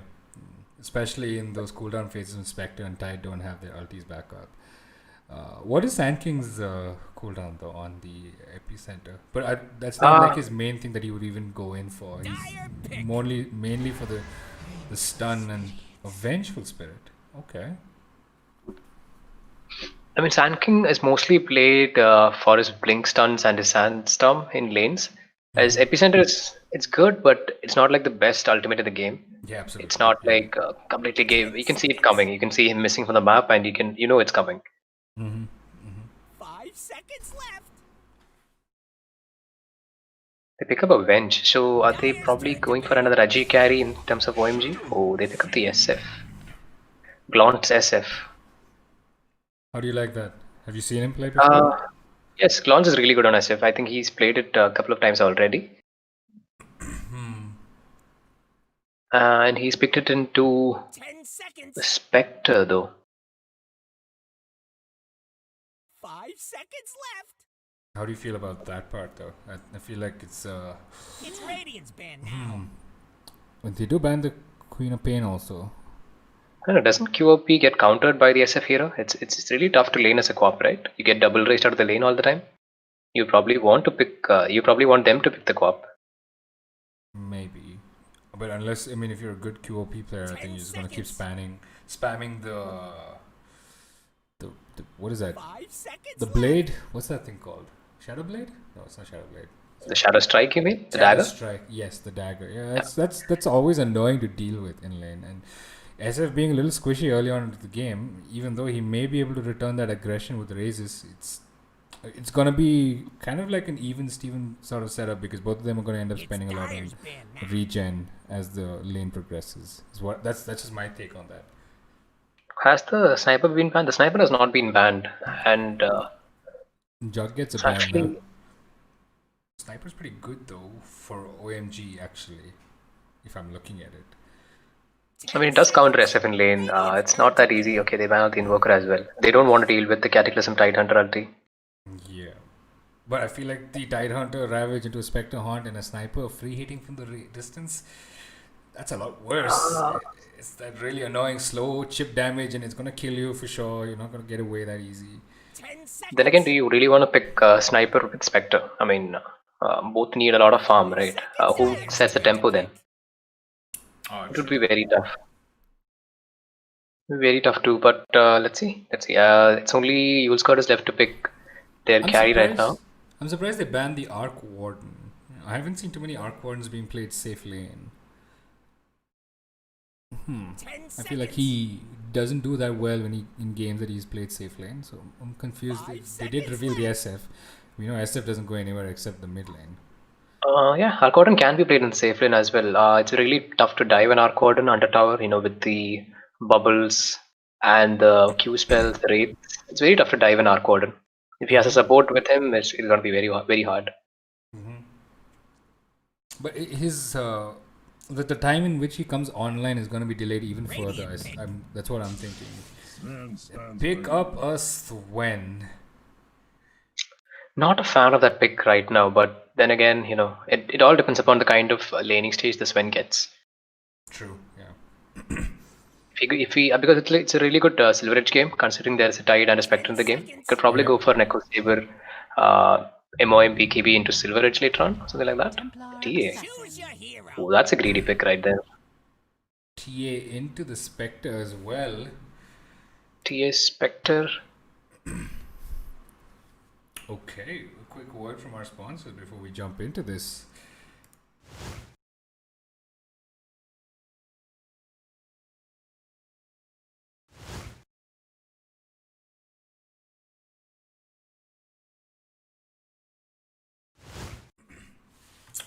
There we have it, ladies and gentlemen. This is the draft laid out for OMG versus EulSquad. For OMG, we've got Unknown Devil on the Templar Assassin, Genos on the Vengeful Spirit, Nexus on the Spectre, Off Fantasy on the Tidehunter, and Shadowfax on the Willow. And for EulSquad, we've got Z-Storm on the Swen, Glons on the Shadow Fiend, Deathblade on the Sand King, Burgent on the Clockwork, and Guardian on the Lich. Draft is set. Which draft do you like a little better, Ice? The SF is countered in the mid lane with the TA pick. So if the TA kind of pops off, he's going to be taking down towers really fast, rotating to other lanes, getting kills, and taking map control.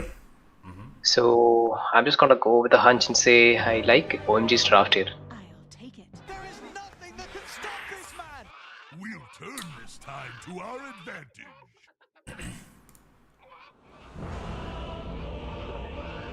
They do have the Venge save as well for Clockwork hook shots. So even if they do go on any of the cores, they can just swap them out. Then again, it is a greedy pick. We have to kind of look into that as well. Yeah. I admit nothing but my sadness that you're gone. I mean, TA also needs quite a bit of items, so she's gonna eat up a little bit of the jungles. You have a Spectre who's gonna definitely eat up a lot of your jungle. So, how would you think this TA should be played, though? You know, like. I mean, so there are two ways of playing this particular hero, which mostly could be like the Blink first or the Deso first. Now, if you get a lot of kills in the mid lane, you probably want to go with Deso first and kind of start killing heroes. Otherwise, if you think that he should be playing much more aggro with the teammates, he probably should be going the Blink first. So I think it's up to Yuri to kind of understand and kind of read the situation and build accordingly. So possibly he should be going the Blink first here. To be more mobile and synergize off his team and be more aggressive. Yes, while the Spectre farms. Meanwhile, Deathblade standing pretty aggressively and gonna ensure he gets that rune. Although they do have 3 heroes, this is going to be a tri-lane bot. We have Shadowfax as well as... No, sorry, my bad. I read that wrong. It's going to be just a dual lane. I thought Lich was part of their team for some reason. Z-Storm with the stun, gonna secure that rune. 3 runes to the side of EulSquad. That set up SF for a bottle pretty early on? No, he's opted to go in and finish off his Wraith Bands. Yeah, he has to raise. I mean, he's going for the raise build, I'm assuming, with the double Banco build.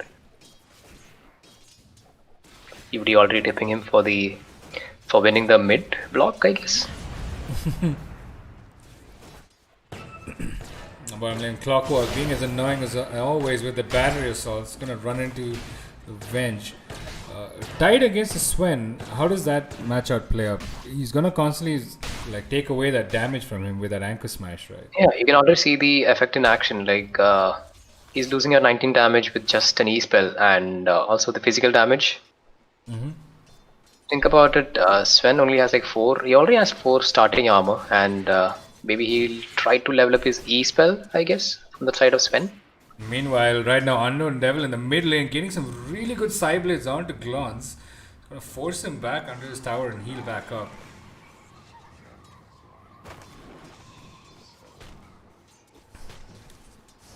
It's a really tough lane for the SF.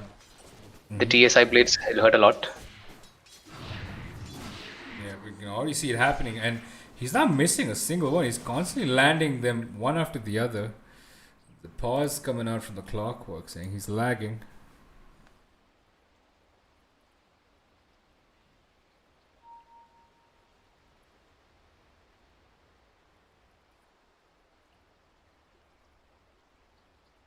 How's the Spectre doing though? 5 last hits? The Spectre is 4 last hits, whereas Swen has got just 2 right now. Not had a good start. That first wave of creeps was just either denied or he couldn't get the last hit onto them because of losing all that damage output.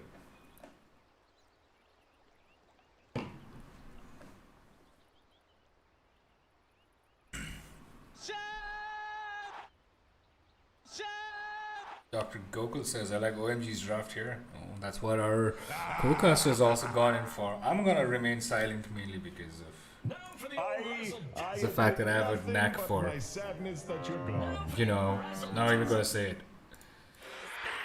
I mean, I'm not gonna say that you have a caster's curse. No. I've had I'm some. clearly- There's been some I'm not. history here. There's been a lot of history here with my stream. I'll just say that, THC did lose 2 games where you casted. I'm just saying something. Oh wow, there it is. Oh gosh.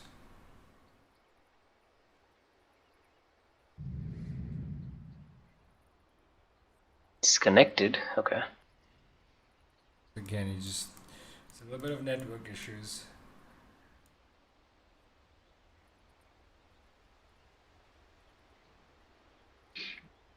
There are a few people talking in chat saying SF will go Axe, Refresher, Abyssal Blade against Spec. Maybe. Maybe followed up with an E-blade. Abyssal blade on the SF? I've never seen that. Yeah, it's mostly to close the distance. You can just, it's a 1.5 second BKB piercing stun, Yeah. and you can just channel your ulti. I think it's a 1.5 second. I hope so. No, it's a 2 second stun. Yeah, Even worse. that's even worse. True. Yeah.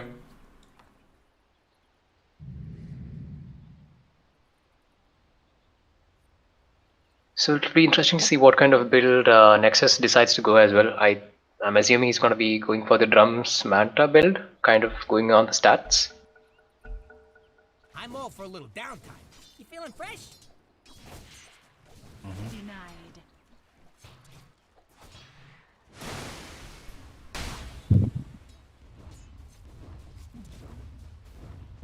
Meanwhile, we're back into the game now. So Swain is hitting creeps now as usual.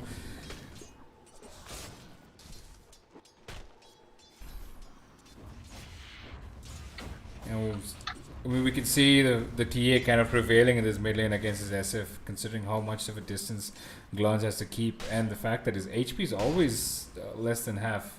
Oh wow, a beautiful triple raise. Wait, he got a triple raise onto Unknown Devil. He's gonna quickly retreat. But meanwhile, first blood has been claimed. Bottom lane, we missed that one because of this multiple actions happening across Nexus with the first blood onto the Sand King. Guardian though coming down pretty deep to try and get something in return. But he's gonna end up dying to the spec now with the Bramble Maze coming out. He's gonna fall down to 1 HP. But he does manage to salve himself back up. Not to 1 HP, I mean, down to 1 shot.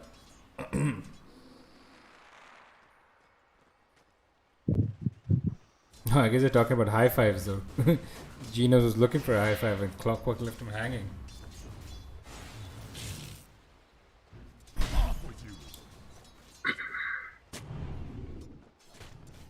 It's gonna be pretty much a bit of a slow-paced game for now, isn't it?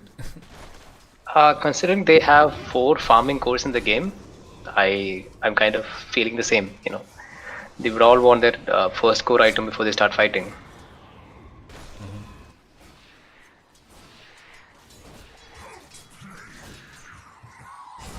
But as expected, the TA is kind of pulling ahead of the SF.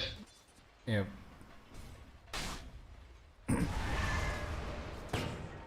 Well, Venge does get some vision onto this Clockwork, but there's nothing coming off it. I mean, I don't see any strong kill potentials in top lane for EulSquad with that Swain and Clock combo. Judging the fact that they have a Tide on their side. Shadowfax does manage to stack the hard camp.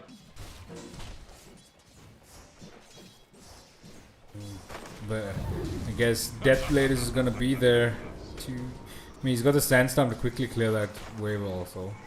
Considering if he's gonna end up maxing it out, it is already level 2. Invis drone gonna be picked up by Glons, who's already got the bottle on him.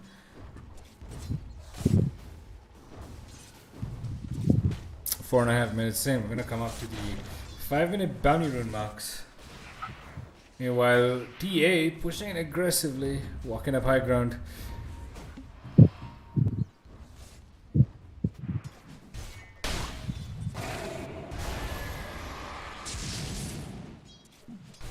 It's just a very back and forth, even Steven sort of a game. Right. Very passive game, like you told. 5-minute runes are coming up. I think EulSquad gets 1, 2. For the dead. And they're gonna end up getting 3 Oh, runes. actually, Clockwork. 3 runes. They could have actually gotten 4. Clockwork didn't manage to walk up. Meanwhile, Deathblade's gonna fall really low though. They have vision onto him. There is Shadowfax with the Shadow Realm snipe onto him, but doesn't actually manage to kill him off. Meanwhile, Birch is gonna just retreat back from the tide. It was pretty much hitting. Glons has popped his Invis rune and rotated bottom lane. He's looking for a potential setup kill onto the Spectre. There they go onto him with the stun. And he's trying to look onto him. Does pop, miss the first raise.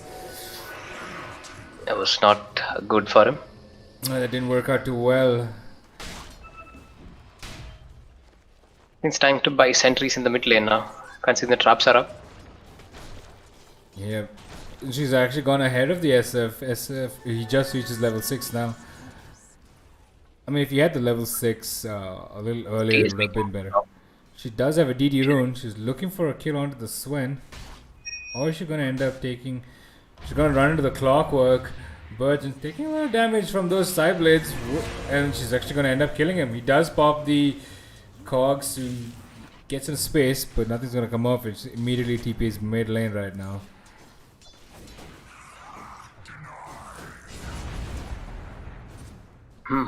So she gets a kill, comes back. Oh, actually make a move. No, maybe not. She still had the DD on her, right? She's going to want to look to do as much damage as she can from that. She's 1 level ahead of the SF too.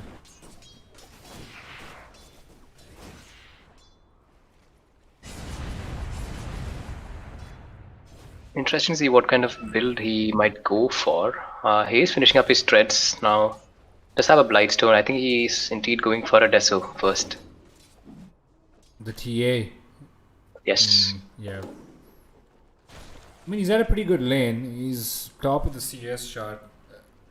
The Swain is sitting on net worth, the highest though. Interesting.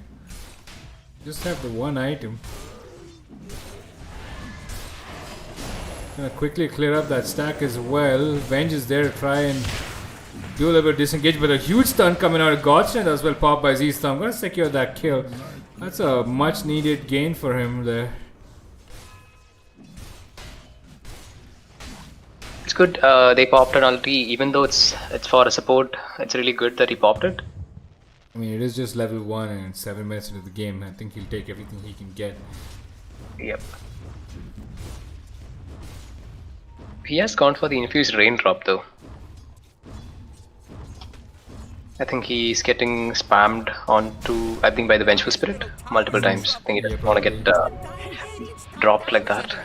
Meanwhile, TA though does pop the side blades, forcing the SF to TP back to base immediately. Guess he did know that he was gonna be jumped. There was no way he was gonna escape a TA that's hasted up. Dyer's middle tower is under attack.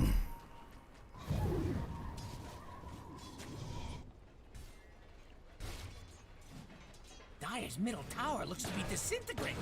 Clockwork is gonna jump and be annoying to this tide, provide as much space as possible for his carry. Dyer's middle tower is under attack.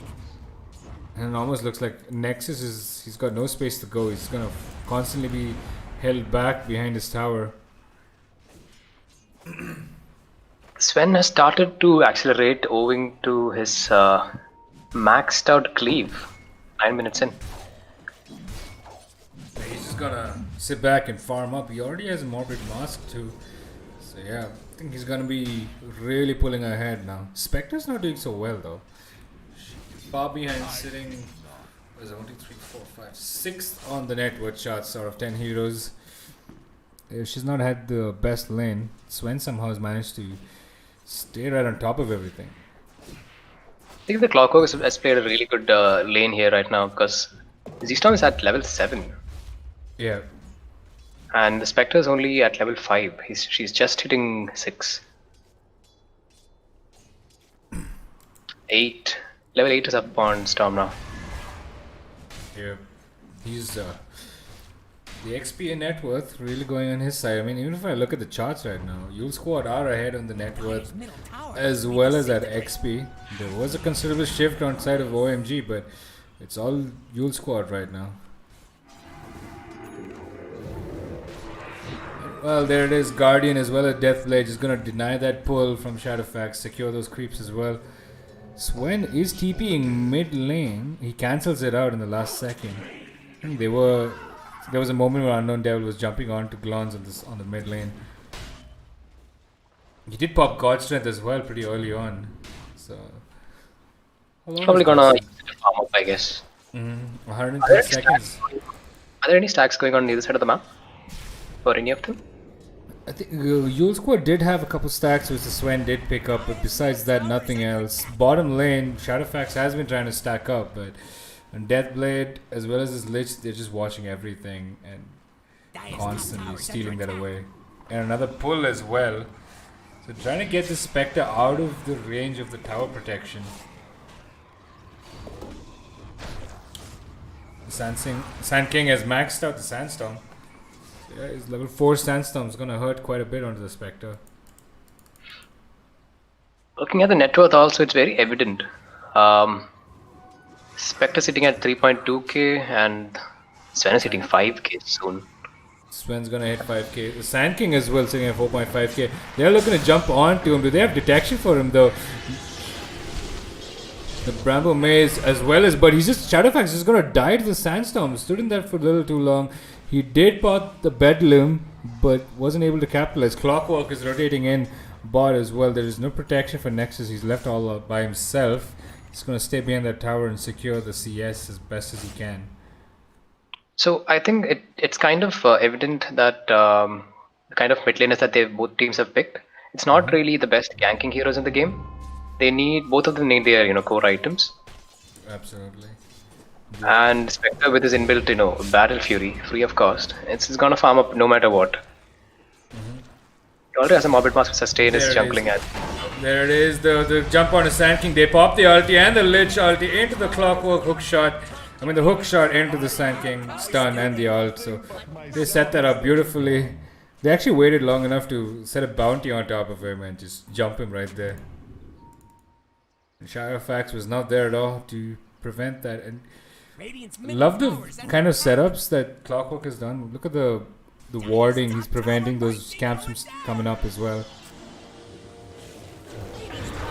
Meanwhile, I think Clock is going to be dying to Shadowfax right now. With a tip coming out to him as well. I mean, if you look at it, Clock actually walked all the way there, and I think he's given a lot of information as well. Yep. As to what heroes where they're coming, and they know that Dark Willow is bot lane, and they've actually TP'd in Spectre here. So once Clock is spawning and he has hookshot, they might go for the same play again. And meanwhile, TA actually dies mid lane to the SF. I mean, I just saw a moment of her HP bar just vanish right there, so probably got double raised to her death. Do see the triple raise still available on side of Glons. I really thought what happened? He doesn't have a Euls. Was it an Invis rune? Did I miss something? I'm not sure. My bottom lane, Shadowfax, he's gonna be tanking quite a bit of that Sandstorm, and he's lost more than half his HP to just that. And that's the mid tower gone. I think the kind of advantage that TA had in lane, I'm surprised the tower's almost on the verge of falling right now.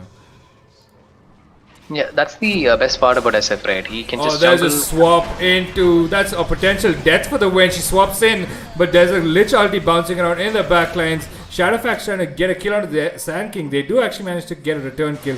Tide is rotated in as well. TA gonna finish off the Lich. They've actually got 5 people here. They're looking for one more kill onto Burgeon.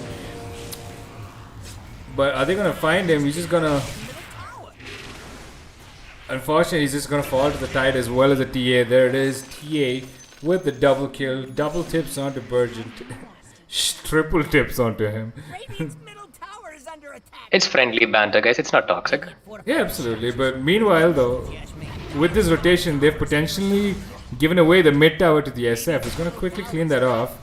They don't have detection for the Sand King now in the Sandstorm. They do just drop a ward. But Shadow Fiend makes quick work of that tower. And Swain, mind you, all this while is free farming. He has his MOM, and I think that's an Echo Saber flying out. Yep, that's an Echo Saber that's going to be flying out to him. 15 minutes in, Treads MOM Echo Saber. He's a happy Swain though. Very happy Swain. Gonna take those ancient stacks as well. Spectre is trying to farm the top lane. But Swain has God Strength for a little longer. Interestingly, SF has actually gone for a Shadow Blade. Yeah, I was gonna call that out a little earlier before that, but I think he might be going on for the Silver Edge build as well, I think. I'm hoping. I mean, you were saying that the Silver Edge is a good item this game. And considering Swen's got his Echo Saber, I don't think it's gonna be going. Yeah, there it is. The Aghanim Scepter has been queued up by the Swen. So another interesting that you can see here, which is actually pretty rare. I think he's going on for the right click build. He's actually taken the 15 attack speed talent, so you could possibly be seeing a right click SF. He's got his Shadow Blaze, queued up a BKB, so he's gonna wanna. I mean, he's gonna be that active space creator for his team. He did pick up an Invis rune, has bottled up a regen as well. So Glon's really setting up Z-Storm's game right now. Judging by how the build is gone, and if the rotations do pay off. Then again, you're an SF. If you don't, hit creeps, you're not an SF, I guess. But he's actually taking up a lot of farm from the Sven. Meanwhile, the Ravage gets popped in the bottom lane onto the Sand King as well as Guardian right now. Sand King does jump away to safety, but the Lich ulti is going to get popped. He's going to be jumping between all of them. He does already, he has the Crimson Guard on him to negate a little bit of that damage. One more swap into Burge, and this clock is also caught between 4 heroes. There is the SF who just crank it up and gets a double raise onto him and kills him instantaneously. Shadowfax also is gonna fall. Z-Storm is in the vicinity with the God Strength pop. TA actually managed to get away from that engagement to safety. He does have the Desolator, almost has a blink as well. Must have been dizzy. Govind actually says tipping is toxic. On chat. More drama equals more power. I mean, whoever thought that, tipping people would be toxic, and that too in a game of Dota. And Dota being toxic, really? I mean, no way. You're coughing a bit there. You're talking to someone who quit the game because of that very reason.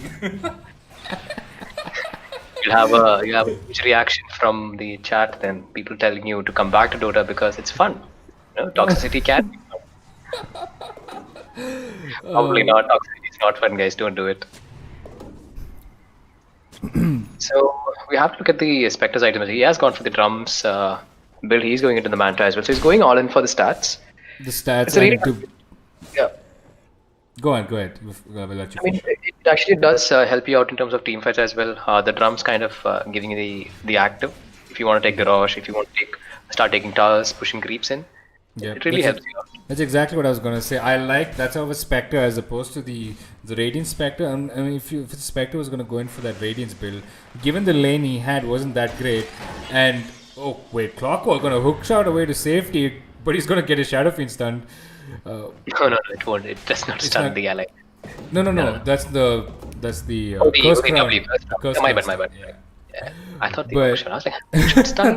No, not allies. That would be broken. Yeah, that would be game breaking because you're gonna hook shot to safety and then get your teammate killed along with yourself sometimes. I mean, I would pick it every game against Grease Monkey though. A smoke play coming out from EulSquad. But what I was saying earlier was I always like a Spectre who can engage in teamfights early on, and given the kind of items he's going in for right now, that really sets him up better. I think the Radiance build is just... It depends on the game. If you have like a really, really unreasonably good game, then okay, go for the Radiance. But as against the Swen, I don't think that's the way to go. He's got too much of HP for you to be able to even burn through, and even if you do have that mischance on yourself, even that one hit could be critical onto you. The one that doesn't miss. System has actually popped his ulti to farm ancient camps and such, so he's not looking to fight right now. His SF and his Sand King is creating a lot of space for him. Yeah, and they're setting up on the top lane. There's a lot of TPs flying in from OMG in response. Meanwhile, Clockwork is very deep behind enemy lines. He's gonna get away. TA does blink in aggressively. The cogs, though, disrupting her potential to initiate onto the clock. Probably an appreciative tip. So much time from side of OMG. Yeah. Burgeon, he's definitely one of those annoying position fours that's constantly in your jungle, in your face, making plays happen. He's a menace to deal with, and you can see that happening. Is there an axe flying out? For who? For Storm. I think that is the axe. Is that the axe? That is the Aghanim Scepter. 20 minutes in. Aghanim Scepter, Echo Saber, Mask of Madness, Swain. Sitting it casually at 11k net worth. That's pretty good. Feeling pretty good about himself. They do have a 4-man smoke play going on. They do have Haunt up as well, so probably be looking out. And I think they read this. I think they read this game. EulSquad knows something's up. Yeah, because they smoked under their vision right there. There's vision. Look at the. They saw it. They knew it. They completely had their. It's the wards from Burgeon, the Clockwork making those plays happen. He rotated through that. That's also why he went so deep in. He was behind enemy lines, but he managed to get a quick ward in and disrupt them and make them waste their time and hook shot and ran away to safety. Right. Nevin says Dota is not toxic at all. It is not toxic at all, Kappa. It is not. I think they has his BKB as well. So right now, EulSquad is really strong. They're hitting their power spikes as well. And they're gonna look for somebody. And OMG has no idea. And they have actually, did they have vision on the TA? They actually did. I think that ward did catch them out. The one in the bot lane. They are searching. I think Clockwork might find someone. They actually run into the Tide, who does manage to blink away. They're gonna drop a hook shot. No, they're not. But they could counter initiate though. Wait, the hook shot doesn't connect on anyone but the Venge. Bye bye Venge. I don't know what she was doing there though. Was she trying to get a D ward? Z-Storm pops his ult. He's gonna run into the Roshan pit right now. And OMG is aware of this. Spectre does find that out with the Spectral Dagger, but is there anything they can do in response? I don't think so. I mean, they could probably try to haunt in. Does the Tide have a blink on him? Yes, Tide does have a blink on him. Tide does have a blink, yeah. They're kind of cancelling it out with the Sandstorm. It's actually really big play. Good, yeah. Sand King gonna... Roshan is really low though. He's well below the half HP mark. Probably 40% of his HP is left. But when it comes to Roshan fights, I feel like EulSquad have so much of a better setup on their side. Yes, they have. Oh my god, okay, they're actually finishing the rush so fast. Yeah, they don't know what's happening. The Desolator on her is gonna end up. They're actually gonna get away with this. EulSquad just made OMG's life a lot easier when claiming the Roshan. Gino saying there's nothing that can stop this man. The TA single-handedly finishing off that Roshan. That Desolator stacked on top of the refraction damage. Insane. She hits almost for 300 something damage. That's actually so bad for EulSquad because they actually set it up for her. Yeah. And they had the heroes to fight back in, but they just weren't aware of it. I think they're going to set up one more time, but SF though just going to quickly snag that rune and get back to the safety of his side. TA, Clockwork is going to find that information out of TA. He's aware it does get the side trap. Does get popped. Is this what is it? Psionic trap? The side blades and the psionic trap. Yeah. This amount of sustain that they have in terms of Sand King, they have a Greaves complete and a Crimson complete. Yep. But opted to not go for the Guardian though. I think swap maybe? Oh, they popped the dust on him, but they can't see. did- No, the dust did connect. They have vision onto him, but I think the sandstorm is They don't making it have really pops. difficult. Glance. Yeah, they don't really want to do it. Yeah. Oh, haste rune from the SF. Is he gonna run in? He is looking to run up high ground. He is still there. He's invis as well. The Shadow Blade. Meanwhile, Tide was also invis. That's a quick finish off onto that Venge. Right click damage coming out from this SF, which is a little too much. Radiant's bottom tower needs a hand. Meanwhile, Z-Storm is in the mid lane. He's gonna run into the TA. Doesn't opt to fight at all or anything. He's gonna disengage. And he's got his BKB almost complete, might I tell you, Z-Storm. On this Swain. Is TA's BKB flying out as well? Yeah, TA's BKB is flying out as well. Yeah. Radiant structures are fortified. Okay, so They you can a lot of team fights happening now because they're all hit their timings. Yeah, they've all. I was just gonna say the same thing. They've hit their timings beautifully. Swain, I mean, this Swain looks really scary to be honest. BKB, Aghanim, Scepter, Echo Saber, MOM, and he's got a Dragon Scale on him. So, oh boy, A bit more armor does not hurt against TA. absolutely. She hits a lot. She jumps onto the SF, who does get caught in the Bramble Maze. Their vision, the Ravage will Nice. pop, but SF with the instant BKB and pops his ulti, but TA pops a BKB as well in return. It's gonna live through. Z-Storm is in the middle of all this. SF is still alive. Z-Storm just gonna whack onto whoever he can find. He's being kited out quite a bit. He did pop his BKB, but doesn't get any kills. Actually, no, he did finish off the Spectre, I suppose. No, the Sand King finished the Spectre with the in the backlines. We completely missed that. Did Spectre pop a haunt into that fight and die? I think Spectre popped a horn and he went on the clockwork. Clockwork and Clockwork hook shotted into her, I suppose. Yeah, all their ultis on cooldown. So I guess that's what happened. That's unfortunate, but the fear coming out from Lich holding the TA in place. Sand King is there as well, but he's gonna quickly want to disengage. Wait, the Curse Crown gets completely disarmed by the Guardian Greaves, but he's gonna give his life away. And his entire teammates were too far behind to save him from that. Nothing but my sadness that you're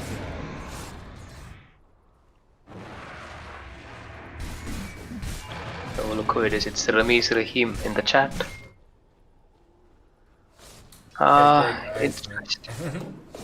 It'll be very interesting to see what kind of build TA decides to go here. She has her 3 core items. So most TA games, with these 3 items, you're like in a really commanding spot. You can probably end games with this. But I think she might opt for either maybe a Daedalus or a Bloodthorn or something like that. Maybe. A Bloodthorn maybe, or why not a Hex even? The Hex is pretty good here, isn't it? Could go Hex, yeah. Hex is really effective when you have your level 25 talent because you can kind of chain it up with your Mel Strike Bash and then Hex later on. Right. It's a lot of knockdown coming through. So I think she might opt to go for either she can go for an assault, try to push down towers with the Deso build. No, with the DD. Nice. The SF just found a Mindbreaker though. Radiant's top tower's under attack. Are there any 4 staffs in the side of OMG against the Clockwork? On the side of OMG, I am looking through. Radiant's I see none. There's just one Glimmer Cape on the Dark Willow. They don't have a 4 staff for that Clockwork. I think they're just going and expecting that the Ven swap would come to kind of swap you out. You're gone. Meanwhile, SF though, with his illusions, just gonna take down that top tower as well. And they're actually gonna run on to the Spectre. Sand King is here as well with the Sandstorm committed. He's gonna stand in the lane. He's got all his buddies to back him up if at all they choose to go on to anyone. The OMG as well responding. Both ultis are off. All ultis are off cooldown right now. They're ready to go. SF Clockwork with the lining up shadow. for a hook shot maybe. Yeah, he's in the trees. EulSquad, they're just gonna keep their distance. They're aware there's a clock missing. The clock has 4 dusts on him. I've never seen anybody play dust. He's like, oh hell no, you ain't getting away from me. I'm a dust and dust and dust. It's all for the TA, I suppose. SFs are gonna man up and hit the tower in the front line. Does get rooted down from the Bramble Maze. I think we kind of missed out that he has Cardi right now on SF. Oh my goodness, this farming speed on this man is insane. What the heck? Dyer's bottom tower is under attack. This is a really tough kill to take him down. I mean, 2.6k HP, 26 armor. Yeah, that's just He's just melting towers right now. yeah. There it is. Towers are gone as well. He's gone for the and level. He's at level 21 though. Probably are gonna opt in for the cooldown reduction, right? Or is he gonna go for -4 presence aura? How good is the other skill? I mean, it's only it's only like really good if you take the level 15 talent as well. Presence aura affects building. He So hasn't if you can taken combo that, it up with if he hasn't taken that, so let's see. But even if you don't go magic build, it's still good because he does have a BKB and a Shadow Blade, which are pretty cooldown dependent. Yeah. Could still go for the cooldown talent. It's still good. He might get a Satanic later on as well. They just stood there and took the tier 2 towers and walked out of there. And OMG just stood back and they didn't want to initiate. Even though they had all their ultis of cooldown. I guess they just didn't want to fight him. Also, Z-Storm has just yet another item. He has a Crystal is complete. I think he's... Paladin sword as well, found by the Swain, you know. When the luck is here, it rains. He has a Paladin sword. Great. Yeah, that's a lot of damage from this guy. I think when he pops God Strength, he's gonna pretty much hit for almost 600 with each strike, I guess. It's actually interesting that he did not go for the AC, considering there is a TA in the game. Yeah, you were right about the SF though. He has a Satanic queued up. TA's got a Desolator queued up. There is an goodbye. BKB as well as his God Strength popped. Z-Storm. Questionable. That's wasted 9 second BKB. Okay, Storm. Gonna bait them in, Z-Storm is telling his team, like, they think that I have a BKB, but I don't have a BKB. Deathblade though, he's little ahead. Cancelling out the Curse Crown with the Guardian Greaves. I like this positioning. I think they're like asking them to go on them so that they can kind of counter-initiate.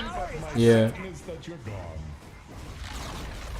He's so this is the phase up. where TA kind of falls off. I'm sorry I talked over you, but this is the phase where TA kind of falls off. The heroes are getting tankier now, and it's gonna be a very tough game now. Yeah, she can't really burst down any of these heroes, especially SF right now.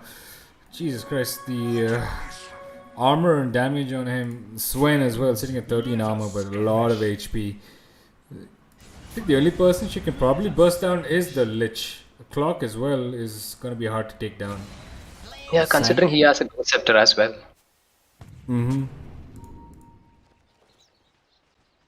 Clock's got a Ghost Scepter on him, so he's sheesh. That's a tough kill. He can kite out the TA. Yeah. So I've seen people go for the Nullifier build on TA as well. It's a really good item. Considering they have Shadow Blade and Satanics and such coming out. So probably the Nullifier might help out a bit. Z-Storm is very close to finishing that Daedalus. This man has had nothing but space for quite some time, and I love the way EulSquad has played this out so well. The TA did have a little bit of a better lane. She wasn't able to really capitalize off on that. Even though he was counterpicked, he's actually level 23. Looking at the TA, she's level 21, so 2 levels ahead. Yeah. That's really good. Considering he has a Sven in the team, who kind of eats up the entire jungle and the enemy jungle. It's pretty fun. Pop in a smoke, OMG. They're gonna run up. Spectre is in the base, but she does have her haunt to get engaged. They're gonna find, but Sand King is there to break that smoke and instantly stunning out the Dark Willow. The Lich ulti is gonna be committed as well, but there is a Ravage in response. The field connects out to 3 people. Spectre's here, but SF meanwhile popped his BKB, gonna quickly finish off the Vengeful Spirit, but TA was completely smashed out by the SF as well. When did that happen? We completely missed that one out. I think it was on the sidelines. TA trying to jump the SF. Z-Storm flying in onto Nexus. Gonna just let him walk away as he sees buddies nearby. Did the SF just ult on top of TA? No, he didn't. He still has his ulti. How did the TA die? That's the power of Skadi, I guess. Skadi does slow down ranged units by pretty hefty amount. She's just dead. 50%. They force out a buyback, but will they even retreat after that buyback? I don't think they need to. They can pretty much stand and hit that tower, and that's exactly what Glance is doing. Right in the front line. Tide does blink in, but there's nothing that he has no Ravage counter up, but Glance might actually give away his life here. He's still falling really low, gets a raise. Oh, he doesn't. That's not his raise. He dies though. Was waiting on that BKB. Swain, Z-Storm trying to control this out. The tower living with almost 1% HP, but Deathblade is gonna quickly walk up, hit that tower, stun away to safety. I think that's a very favorable outcome from judging by where EulSquad is standing right now. I don't know why they actually hard committed so much for that tower, because this tier 3 offers pretty much nothing for them. That there is no shrines or something that opens up to take, or any sort of map control it offers. They kind of committed the SF's life for that tier 3. He stood there and kept banging away at that tower, that's for sure. Ulti's up back on Storm. He has it. He's gonna probably breaking this. Roshan as well, he's got a Daedalus, pops it. Good lord, this when hitting for almost 600 PK MOM on top of that. Does get repeatedly slapped by the Roshan. He's critting for 1500, mind you. So that's a 32 armor Roshan, by the way. Single-handedly finishing the Roshan, clockwork, denying the Spectre any sort of vision to see that cheese is gonna be dropped, but that's gonna be picked up by Guardian. It's probably gonna be handed over to the Swain. So I mean, not the Swain, the SF or the Sand King. Spectre actually opted to go for a basher. Interesting, and I'm guessing that's a Skadi next queued up for the Spectre. I mean, not finishing the Abyssal, I don't know. I'm not entirely a Spectre player or something, but I guess the Abyssal would have worked for him, because he can kind of lock down the SF or the Sand King with a Haunt. But yeah, I think Nexus has other ideas, I guess. The Basher is pretty good. It can go through BKB, so let's see what happens. I'm just looking at these net worth charts right now. OMG, EulSquad running away with a 23k net worth lead right now. I mean, they did come into this game really positive from the previous one, and you can see it happening here as well. They're kind of starting to snowball right now. They're becoming a force that's going to be hard to deal with for OMG.